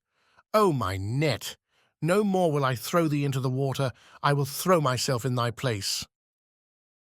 So saying, he arose and advanced forward in the attitude of a man ready to throw himself into the river, and thus to finish his life. "What," said Zadig to himself, "are there men as wretched as I?" His eagerness to save the fisherman's life was as this reflection. He ran to him, stopped him, and spoke to him with a tender and compassionate air. It is commonly supposed that we are less miserable when we have companions in our misery. This, according to Zoroaster, does not proceed from malice, but necessity. We feel ourselves insensibly drawn to an unhappy person as to one like ourselves. The joy of the happy would be an insult, but two men in distress are like two slender trees, which, mutually supporting each other, fortify themselves against the storm. "Why," said Zadig to the fisherman, "dost thou sink under thy misfortunes?" "Because," replied he, "I see no means of relief. I was the most considerable man in the village of Derlbach, near Babylon, and with the assistance of my wife, I made the best cream cheese in the empire. Queen Astarte and the famous minister Zadig were extremely fond of them." Zadig, transported, said, "What, knowest thou nothing of the queen's fate?" "No, my lord," replied the fisherman, "but I know that neither the queen nor Zadig has paid me for my cream cheeses, that I have lost my wife, and am now reduced to despair." "I flatter myself," said Zadig, "that thou wilt not lose all thy money. I have heard of this Zadig, he is an honest man, and if he returns to Babylon, as he expects, he will give thee more than he owes thee. Believe me, go to Babylon. I shall be there before thee, because I am on horseback, and thou art on foot. Apply to the illustrious Cador. Tell him thou hast met his friend. Wait for me at his house. Go, perhaps thou wilt not always be unhappy." "O powerful Oromazes," continued he, "thou employest me to comfort this man. Whom wilt thou employ to give me consolation?" So saying, He gave the fisherman half the money he had brought from Arabia. The fisherman, struck with surprise and ravished with joy, kissed the feet of the friend of Cador and said, "Thou art surely an angel, sent from heaven to save me." Meanwhile, Zadig continued to make fresh inquiries and to shed tears. "What, my lord," cried the fisherman, "art thou then so unhappy, thou who bestowest favors?" "An 100 times more unhappy than thou art," replied Zadig. "But how is it possible," said the good man, "that the giver can be more wretched than the receiver?" "Because," replied Zadig, "thy greatest misery arose from poverty, and mine is seated in the heart." "Did Orcan take thy wife from thee?" said the fisherman. This word recalled to Zadig's mind the whole of his adventures. He repeated the catalogue of his misfortunes, beginning with the queen's spaniel and ending with his arrival at the castle of the robber Arbogad. "Ah," said he to the fisherman, "Orcan deserves to be punished, but it is commonly such men as those that are the favourites of fortune. However, go thou to the house of Lord Cador, and there wait my arrival." They then parted. The fisherman walked, thanking heaven for the happiness of his condition, and Zadig rode, accusing fortune for the hardness of his lot. The Basilisk. Arriving in a beautiful meadow, he there saw several women who were searching for something with great application. He took the liberty to approach one of them and to ask if he might have the honor to assist them in their search. "Take care that thou dost not," replied the Syrian. "What we are searching for can be touched only by women." "Strange," said Zadig. "May I presume to ask thee what it is that women only are permitted to touch?" "It is a basilisk," said she. "A basilisk, madam. And for what purpose, pray, dost thou seek for a basilisk?" "It is for our lord and master Ogul, whose cattle thou seest on the bank of that river at the end of the meadow. We are his most humble slaves. The Lord Ogul is sick. His physician hath ordered him to eat a basilisk, stewed in rose water. And as it is a very rare animal, and can only be taken by women, the Lord Ogul hath promised to choose for his well-beloved wife the woman that shall bring him a basilisk. Let me go on in my search, for thou seest what I shall lose if I am prevented by my companions." Zadig left her and the other Assyrians to search for their basilisk and continued to walk in the meadow. When coming to the brink of a small rivulet, he found another lady lying on the grass, and who was not searching for anything. Her person worried to be majestic, but her face was covered with a veil. She was inclined toward the rivulet, and profound sighs proceeded from her mouth. In her hand she held a small rod, with which she was tracing characters on the fine sand that lay between the turf and the brook. Zadig had the curiosity to examine what this woman was writing. He drew near. He saw the letter Z, then an A. He was astonished. Then appeared a D. He started. But never was surprise equal to his when he saw the last letters of his name. He stood for some time immovable. At last, breaking silence with a faltering voice, "O generous lady, pardon a stranger, an unfortunate man, for presuming to ask thee by what surprising adventure I here find the name of Zadig traced out by thy divine hand." At this voice and these words, the lady lifted up the veil with a trembling hand, looked at Zadig, sent forth a cry of tenderness, surprise, and joy, and sinking under the various emotions which at once assaulted her soul, fell speechless into his arms. It was Astarte herself. It was the queen of Babylon. It was she whom Zadig adored, and whom he had reproached himself for adoring. It was she whose misfortunes he had so deeply lamented, and for whose fate he had been so anxiously concerned. He was for a moment deprived of the use of his senses when he had fixed his eyes on those of Astarte, which now began to open again with a languor mixed with confusion and tenderness.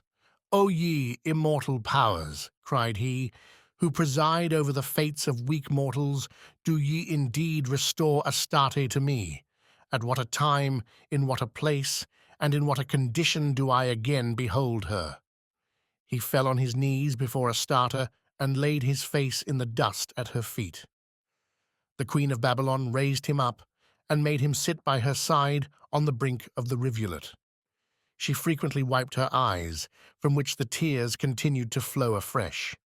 She 20 times resumed her discourse, which her sighs as often interrupted. She asked by what strange accident they were brought together, and suddenly prevented his answers by other questions.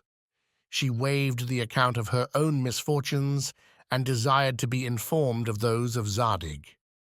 At last, both of them, having a little composed the tumult of their souls, Zadig acquainted her in a few words by what adventure he was brought into that meadow. But, O unhappy and respectable queen, by what means do I find thee in this lonely place, clothed in the habit of a slave, and accompanied by other female slaves, who are searching for a basilisk, which, by order of the physician, is to be stewed in rose water? While they are searching for their basilisk, said the fair Astarte, I will inform thee of all I have suffered, for which heaven has sufficiently recompensed me by restoring thee to my sight. Thou knowest that the king, my husband, was vexed to see thee the most amiable of mankind, and that for this reason he one night resolved to strangle thee and poison me. Thou knowest how heaven permitted my little mute to inform me of the orders of his sublime majesty. Hardly had the faithful Cador advised thee to depart in obedience to my command, when he ventured to enter my apartment at midnight by a secret passage. He carried me off and conducted me to the temple of Oromaziz, where the mage, his brother, shut me up in that huge statue, whose base reaches to the foundation of the temple and whose top rises to the summit of the dome. I was there buried in a manner, but was saved by the mage, and supplied with all the necessaries of life. At break of day, His Majesty's apothecary entered my chamber with a potion composed of a mixture of henbane, opium, hemlock, black hellebore, and aconite. And another officer went to thine with a bowstring of blue silk. Neither of us was to be found. Cador, the better to deceive the king, pretended to come and accuse us both.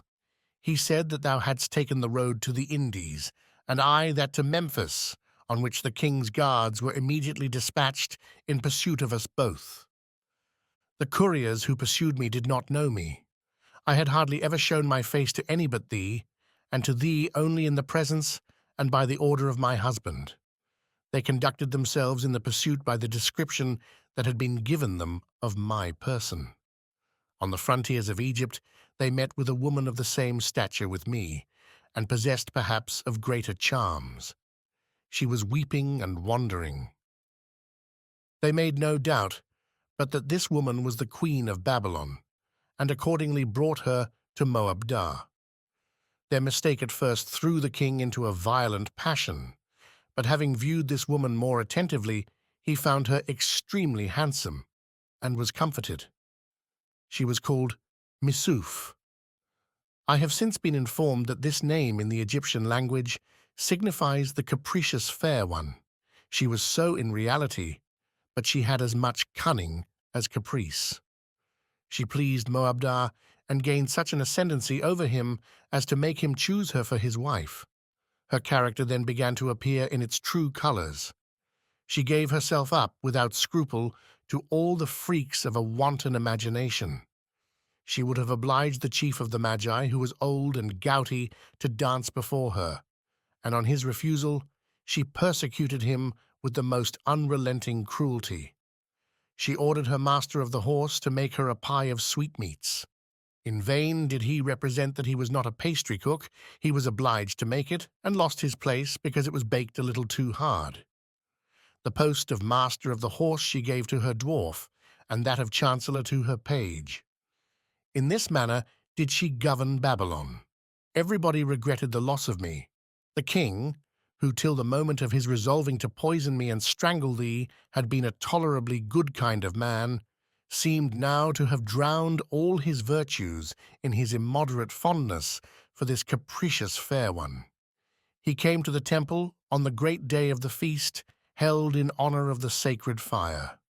I saw him implore the gods in behalf of Missouf at the feet of the statue in which I was enclosed. I raised my voice, I cried out, "The gods reject the prayers of a king who is now become a tyrant, and who attempted to murder a reasonable wife in order to marry a woman remarkable for nothing but her folly and extravagance." At these words, Moabdar was confounded, and his head became disordered. The oracle I had pronounced and the tyranny of Missouf conspired to deprive him of his judgment, and in a few days his reason entirely forsook him. Moabdar's madness, which seemed to be the judgment of heaven, was the signal to a revolt. The people rose and ran to arms, and Babylon, which had been so long immersed in idleness and effeminacy, became the theatre of a bloody civil war. I was taken from the heart of my statue and placed at the head of a party. Cador flew to Memphis to bring thee back to Babylon. The prince of Hyrcania, informed of these fatal events, returned with his army and made a third party in Chaldea. He attacked the king, who fled before him with his capricious Egyptian. Moabdar died pierced with wounds. I myself had the misfortune to be taken by a party of Hyrcanians, who conducted me to their prince's tent at the very moment that Missouf was brought before him. Thou wilt doubtless be pleased to hear that the prince thought me beautiful, but thou wilt be sorry to be informed that he designed me for his seraglio. He told me, with a blunt and resolute air, that as soon as he had finished a military expedition which he was just going to undertake, he would come to me. Judge how great must have been my grief. My ties with Moabdar were already dissolved. I might have been the wife of Zadig, and I was fallen into the hands of a barbarian. I answered him with all the pride which my high rank and noble sentiment could inspire. I had always heard it affirmed that heaven stamped on persons of my condition a mark of grandeur, which, with a single word or glance, could reduce to the lowliness of the most profound respect those rash and forward persons who presume to deviate from the rules of politeness. I spoke like a queen, but was treated like a maid-servant. The Hyrcanian, without even deigning to speak to me, told his black eunuch that I was impertinent, but that he thought me handsome. He ordered him to take care of me and to put me under the regimen of favorites, that so, my complexion being improved, I might be the more worthy of his favors when he should be at leisure to honor me with them. I told him that rather than submit to his desires, I would put an end to my life. He replied with a smile that women, he believed, were not so bloodthirsty, and that he was accustomed to such violent expressions, and then left me with the air of a man who had just put another parrot into his aviary. What a state for the first queen of the universe, and what is more, for a heart devoted to Zadig. At these words, Zadig threw himself at her feet and bathed them with his tears. Astarte raised him with great tenderness, and thus continued her story. I now saw myself in the power of a barbarian and rival to the foolish woman with whom I was confined. She gave me an account of her adventures in Egypt, from the description she gave me of your person, from the time, from the dromedary on which you were mounted, and from every other circumstance. I inferred that Zadig was the man who had fought for her. I doubted not but that you were at Memphis, and therefore resolved to repair thither. Beautiful Missouf, said I, thou art more handsome than I, and will please the Prince of Hyrcania much better. Assist me in contriving the means of my escape. Thou wilt then reign alone. Thou wilt at once make me happy and rid thyself of a rival. Missouf concerted with me the means of my flight, and I departed secretly with a female Egyptian slave. As I approached the frontiers of Arabia, a famous robber named Arbogad seized me and sold me to some merchants, who brought me to this castle where Lord Ogle resides. He bought me without knowing who I was. He is a voluptuary, ambitious of nothing but good living, and thinks that God sent him into the world for no other purpose than to sit at table. He is so extremely corpulent that he is always in danger of suffocation. His physician, who has but little credit with him when he has a good digestion, governs him with a despotic sway when he has eaten too much. He has persuaded him that a basilisk stewed in rose water will effect a complete cure. The Lord Ogle hath promised his hand to the female slave that brings him a basilisk. Thou seest that I leave them to vie with each other in meriting this honour, and never was I less desirous of finding the basilisk than since heaven hath restored thee to my sight. This account was succeeded by a long conversation between Astarte and Zadig, consisting of everything that their long suppressed sentiments, their great sufferings, and their mutual love could inspire in hearts the most noble and tender, and the genii who preside over love carried their words to the sphere of Venus. The woman returned to Ogle without having found the basilisk. Zadig was introduced to this mighty lord and spoke to him in the following terms: May immortal health descend from heaven to bless all thy days. I am a physician. At the first report of thy indisposition, I flew to thy castle and have now brought thee a basilisk stewed in rose water. Not that I pretend to marry thee. All I ask is the liberty of a Babylonian slave, who hath been in thy possession for a few days. And, if I should not be so happy as to cure thee, magnificent Lord Ogle, I consent to remain a slave in her place. The proposal was accepted. Astarte set out for Babylon with Zadig's servant, promising immediately upon her arrival to send a courier to inform him of all that had happened. Their parting was as tender as their meeting. The moment of meeting and that of parting are the two greatest epochs of life, as saith the great book of Zend. Zadig loved the queen with as much ardour as he professed, and the queen loved him more than she thought proper to acknowledge.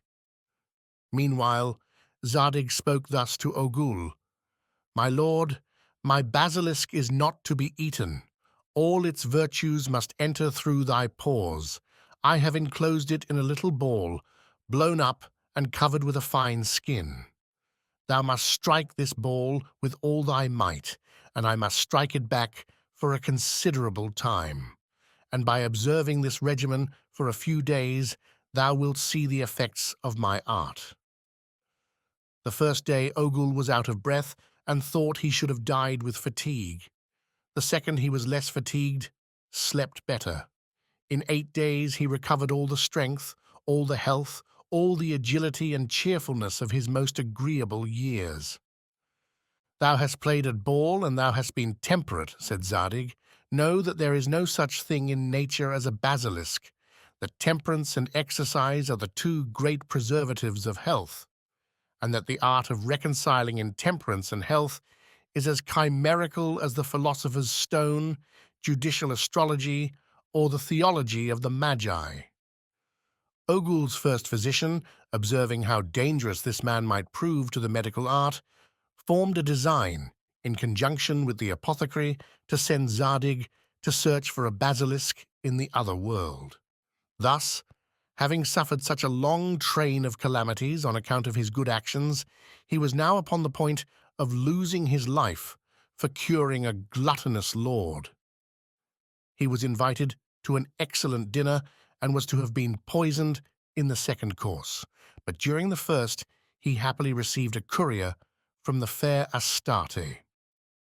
When one is beloved by a beautiful woman, says the great Zoroaster, he hath always the good fortune to extricate himself out of every kind of difficulty and danger.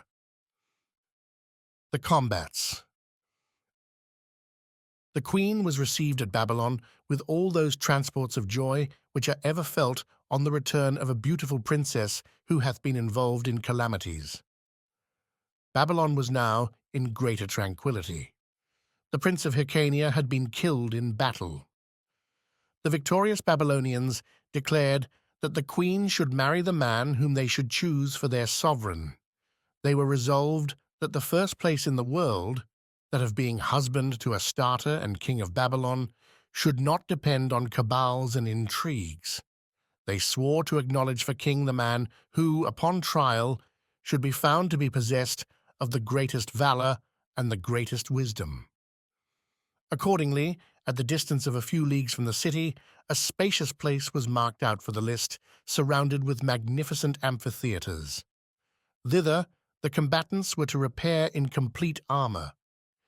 Each of them had a separate apartment behind the amphitheatres, where they were neither to be seen nor known by anyone.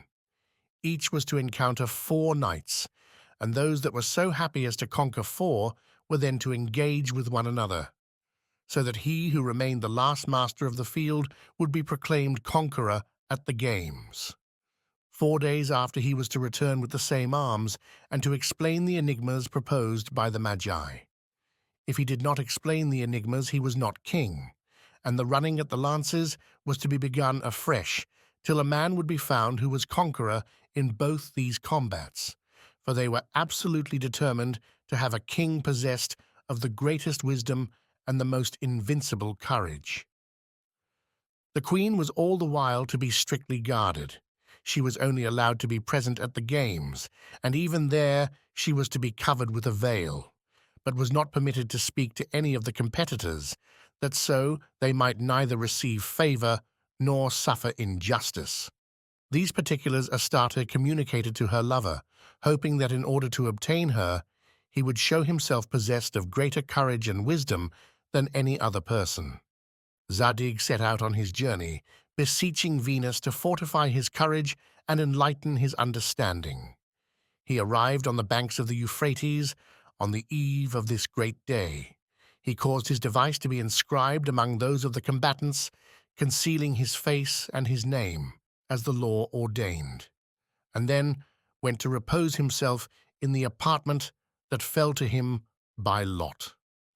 His friend Cador, who, after the fruitless search he had made for him in Egypt, was now returned to Babylon, sent to his tent a complete suit of armor, which was a present from the queen, as also from himself one of the finest horses in Persia. Zadig presently perceived that these presents were sent by Astarte, and from thence his courage derived fresh strength, and his love the most animating hopes. Next day, the queen being seated under a canopy of jewels, and the amphitheatres filled with all the gentlemen and ladies of rank in Babylon, the combatants appeared in the circus. Each of them came and laid his device at the feet of the grand Magi. They drew their devices by lot, and that of Zadig was the last. The first who advanced was a certain lord named Itobad, very rich and very vain, but possessed of little courage, of less address, and hardly of any judgment at all. His servants had persuaded him that such a man as he ought to be king. He had said in reply, "Such a man as I ought to reign," and thus they had armed him cap a pie. He wore an armor of gold enameled with green, a plume of green feathers, and a lance adorned with green ribbons. It was instantly perceived, by the manner in which Itobad managed his horse, that it was not for such a man as he that heaven reserved the scepter of Babylon. The first knight that ran against him threw him out of his saddle. The second laid him flat on his horse's buttocks, with his legs in the air and his arms extended. Itobad recovered himself, but with so bad a grace that the whole amphitheatre burst out a-laughing. The third knight disdained to make use of his lance, but making a pass at him, took him by the right leg, and wheeling him half round, laid him prostrate on the sand. The squires of the game ran to him laughing, and replaced him in his saddle.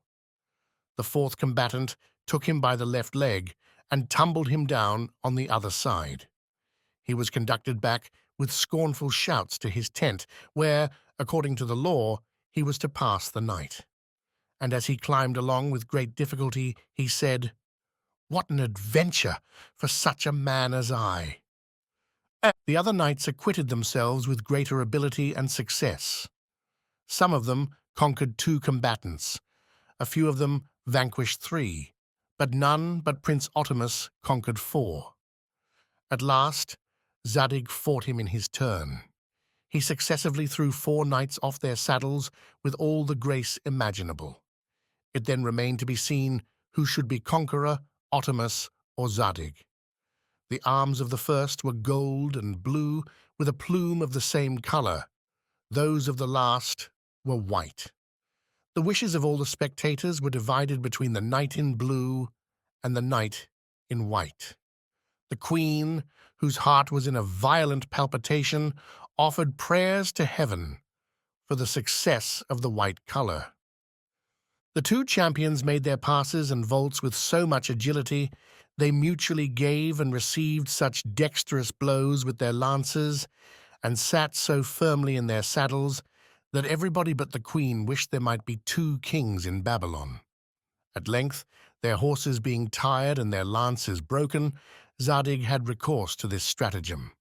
He passes behind the blue prince, springs upon the buttocks of his horse, seizes him by the middle, throws him on the earth, places himself in the saddle, and wheels around Otamus as he lay extended on the ground. All the amphitheater cried out, "Victory to the White Knight!" Otamus rises in a violent passion and draws his sword. Zadig leaps from his horse with his saber in his hand. Both of them are now on the ground, engaged in a new combat where strength and agility triumph by turns. The plumes of their helmets, the studs of their bracelets, the rings of their armor are driven to a great distance by the violence of 1,000 furious blows. They strike with the point and the edge, to the right, to the left, on the head, on the breast. They retreat. They advance. They measure swords. They close. They seize each other. They bend like serpents. They attack like lions, and the fire every moment flashes from their blows. At last Zadig, having recovered his spirits, stops, makes a feint, leaps upon Otamus, throws him on the ground and disarms him. And Otamus cries out, "It is thou alone, O White Knight, that oughtest to reign over Babylon." The queen was now at the height of her joy. The knight in blue armor and the knight in white were conducted each to his own apartment, as well as all the others, according to the intention of the law. Mutes came to wait upon them and to serve them at table. It may be easily supposed that the queen's little mute waited upon Zadig. They were then left to themselves to enjoy the sweets of repose till next morning, at which time the conqueror was to bring his device to the grand magi, to compare it with that which he had left, and make himself known. Zadig, though deeply in love, was so much fatigued that he could not help sleeping. Itobad, who lay near him, never closed his eyes. He arose in the night, entered his apartment, took the white arms and the device of Zadig, and put his green armor in their place. At break of day, he went boldly to the grand magi to declare that so great a man as he was conqueror. This was little expected. However, he was proclaimed while Zadig was still asleep. Astarte, surprised and filled with despair, returned to Babylon. The amphitheater was almost empty when Zadig awoke. He sought for his arms, but could find none but the green armor. With this, he was obliged to cover himself, having nothing else near him. Astonished and enraged, he put it on in a furious passion and advanced in this equipage. The people that still remained in the amphitheater and the circus received him with hoots and hisses. They surrounded him and insulted him to his face. Never did man suffer such cruel mortifications. He lost his patience. With his saber he dispersed such of the populace as dared to affront him, but he knew not what course to take. He could not see the queen. He could not claim the white armor she had sent him without exposing her, and thus, while she was plunged in grief, he was filled with fury and distraction. He walked on the banks of the Euphrates, fully persuaded that his star had destined him to inevitable misery, and resolving in his own mind all his misfortunes from the adventure of the woman who hated one-eyed men to that of his armor. "This," said he, "is the consequence of my having slept too long. Had I slept less, I should now have been king of Babylon and in possession of Astarte. Knowledge, virtue, and courage have hitherto served only to make me miserable." He then let fall some secret murmurings against Providence, and was tempted to believe that the world was governed by a cruel destiny, which oppressed the good and prospered knights in green armor. One of his greatest mortifications was his being obliged to wear that green armor which had exposed him to such contumelious treatment. A merchant happening to pass by, he sold it to him for a trifle, and bought a gown and a long bonnet. In this garb he proceeded along the banks of the Euphrates, filled with despair, and secretly accusing Providence, which thus continued to persecute him with unremitting severity. The Hermit. While he was thus sauntering, he met a hermit whose white and venerable beard hung down to his girdle. He held a book in his hand, which he read with great attention. Zadig stopped and made him a profound obeisance. The hermit returned the compliment with such a noble and engaging air that Zadig had the curiosity to enter into conversation with him. He asked him what book it was that he had been reading. "It is the Book of Destinies," said the hermit. "Wouldst thou choose to look into it?"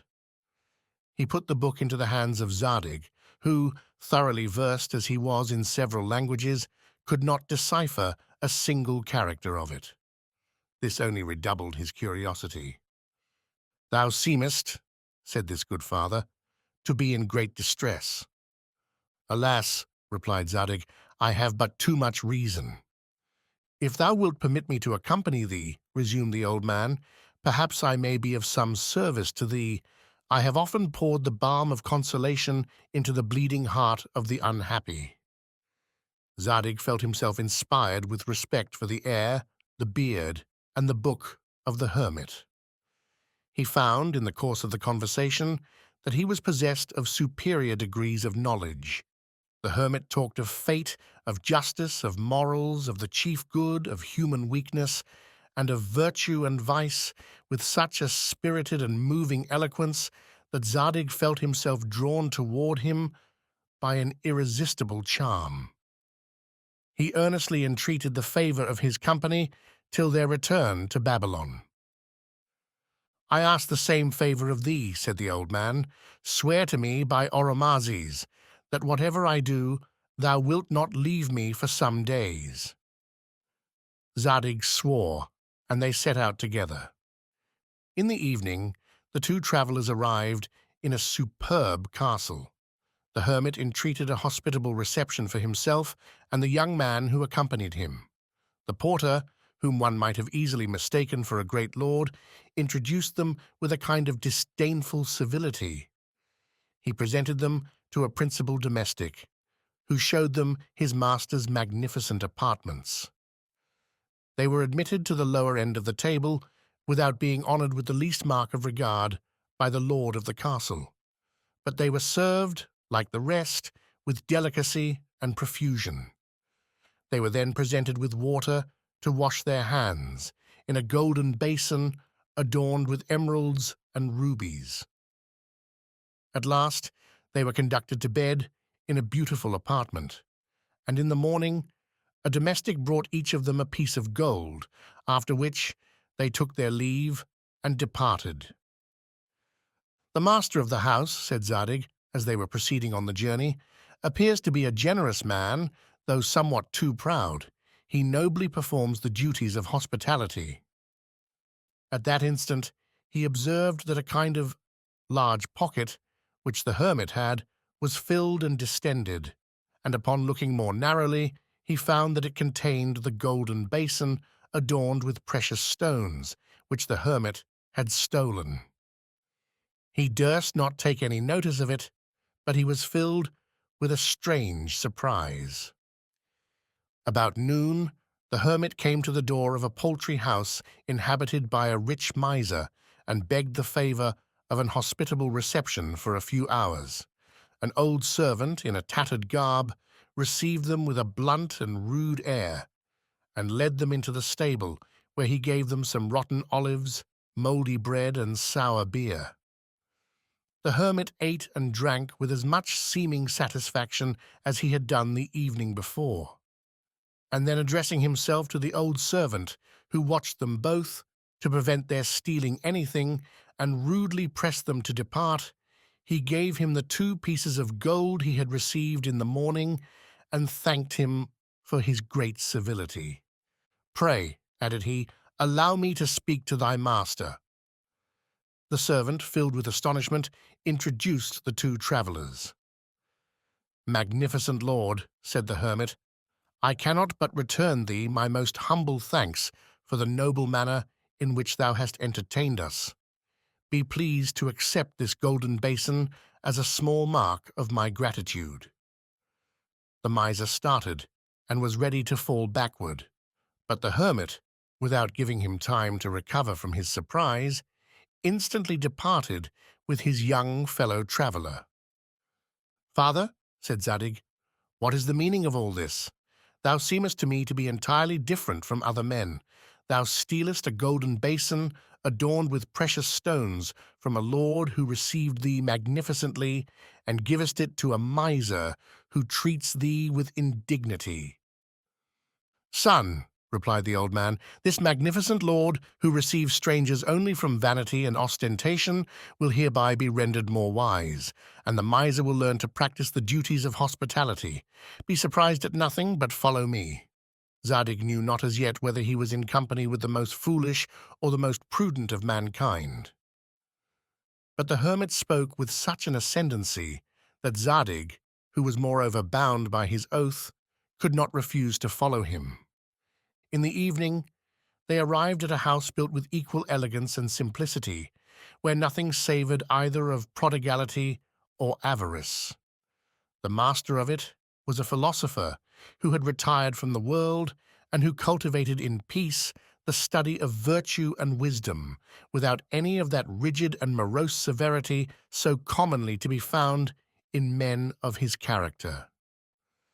He had chosen to build this country house, in which he received strangers with a generosity free from ostentation.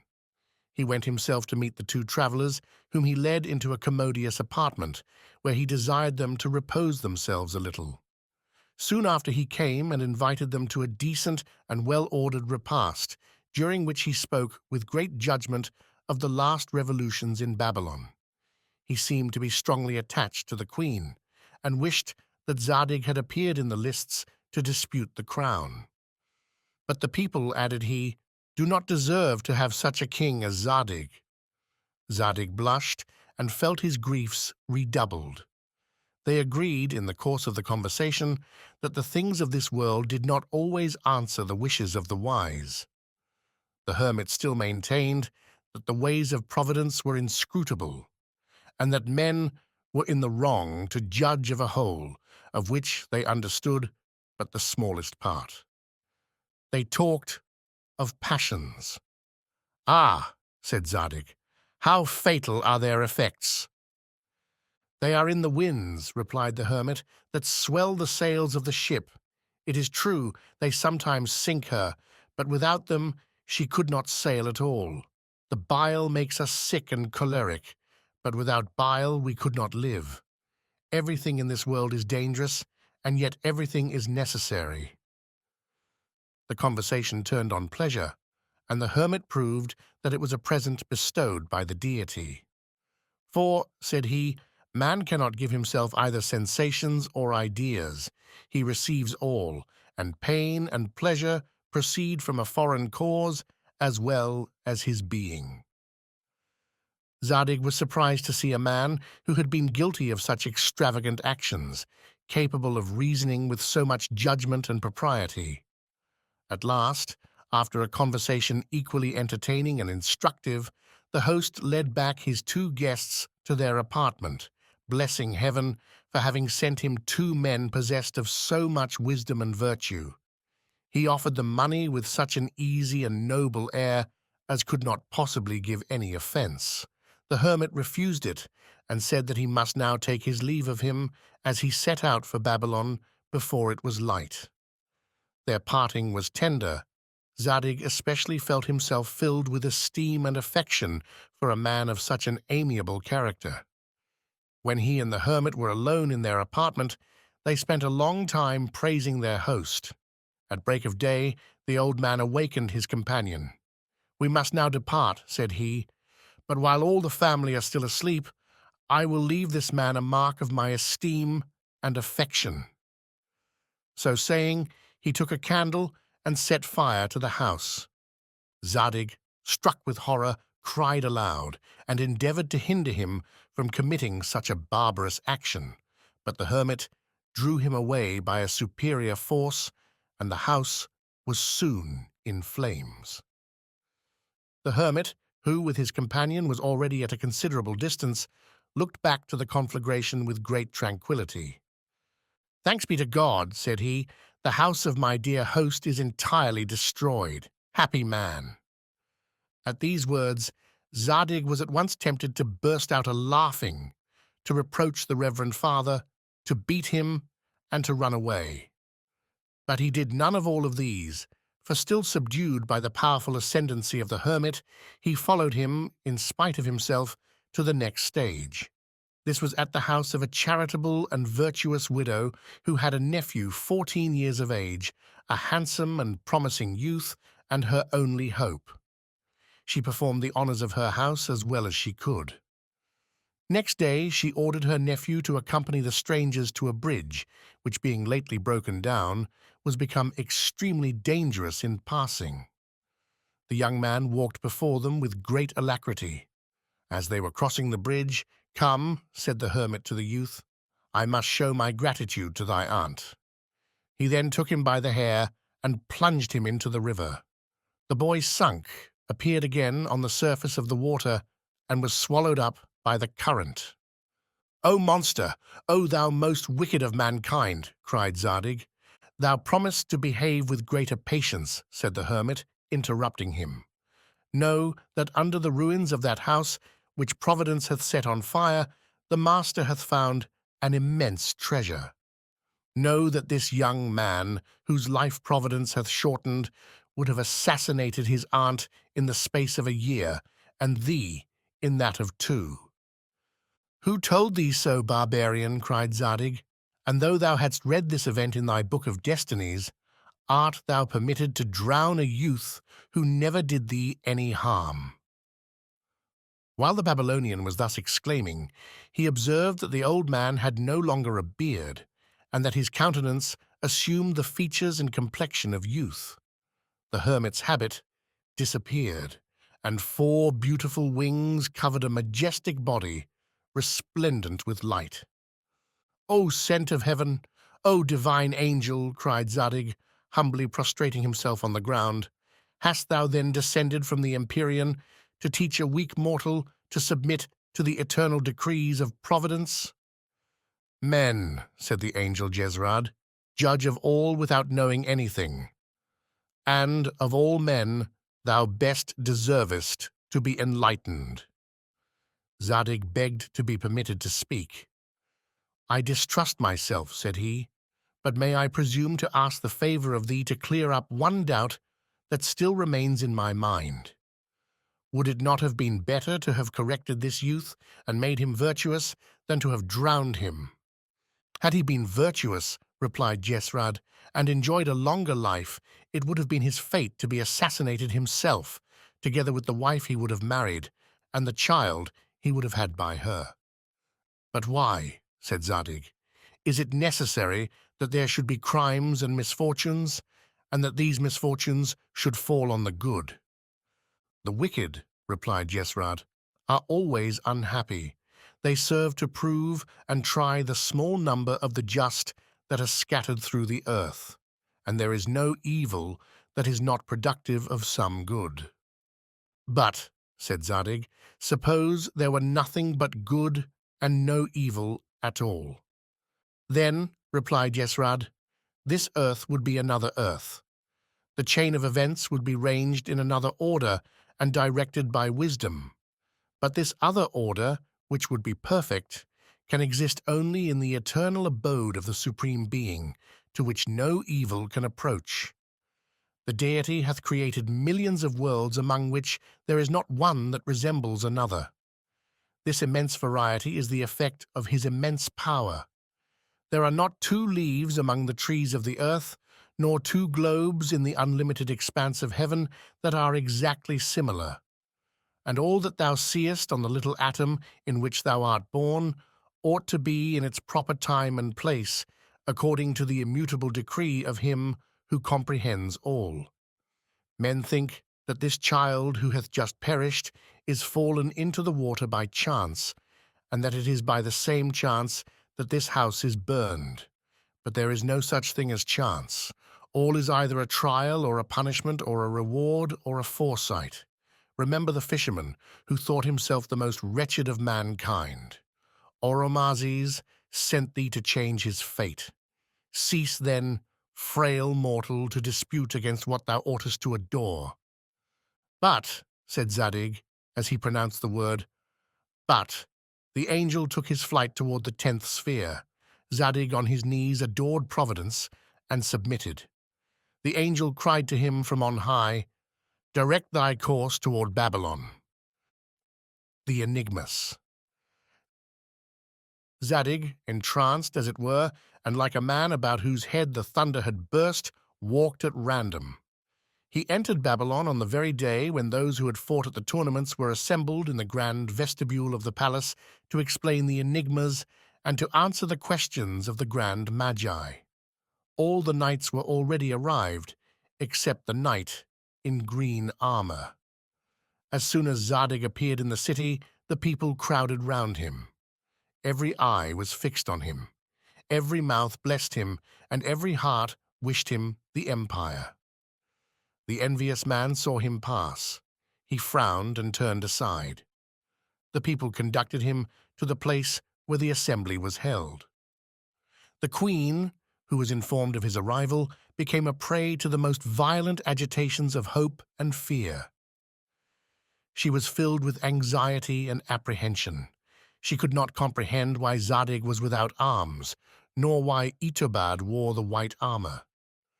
A confused murmur arose at the sight of Zadig. They were equally surprised and charmed to see him, but none but the knights who had fought were permitted to appear in the assembly. I have fought as well as the other knights, said Zadig, but another here wears my arms, and while I wait for the honor of proving the truth of my assertion, I demand the liberty of presenting myself to explain the enigmas. The question was put to the vote, and his reputation for probity was still so deeply impressed in their minds that they admitted him without scruple. The first question proposed by the Grand Magi was, what, of all things in the world, is the longest and the shortest, the swiftest and the slowest, the most divisible and the most extended, the most neglected and the most regretted, without which nothing can be done, which devours all that is little and enlivens all that is great? Itobad was to speak. He replied that so great a man as he did not understand enigmas, and that it was sufficient for him to have conquered by his strength and valor. Some said that the meaning of the enigma was fortune, some the earth, and others the light. Zadig said that it was time. Nothing, added he, is longer, since it is the measure of eternity. Nothing is shorter, since it is insufficient for the accomplishment of our projects. Nothing more slow to him that expects, nothing more rapid to him that enjoys. In greatness, it extends to infinity. In smallness, it is infinitely divisible. All men neglect it. All regret the loss of it. Nothing can be done without it. It consigns to oblivion whatever is unworthy of being transmitted to posterity, and it immortalizes such actions as are truly great. The assembly acknowledged that Zadig was in the right. The next question was, what is the thing which we receive without thanks, which we enjoy without knowing how, which we give to others when we know not where we are, and which we lose without perceiving it? Everyone gave his own explanation. Zadig alone guessed that it was life, and explained all the other enigmas with the same facility. Itobad always said that nothing was more easy, and that he could have answered them with the same readiness had he chosen to have given himself the trouble. Questions were then proposed on justice, on the sovereign good, and on the art of government. Zadig's answers were judged to be the most solid. "What a pity is it," said they, "that such a great genius should be so bad a knight." "Illustrious lords," said Zadig, "I have had the honor of conquering in the tournaments. It is to me that the white armor belongs. Lord Itobad took possession of it during my sleep. He probably thought that it would fit him better than the green.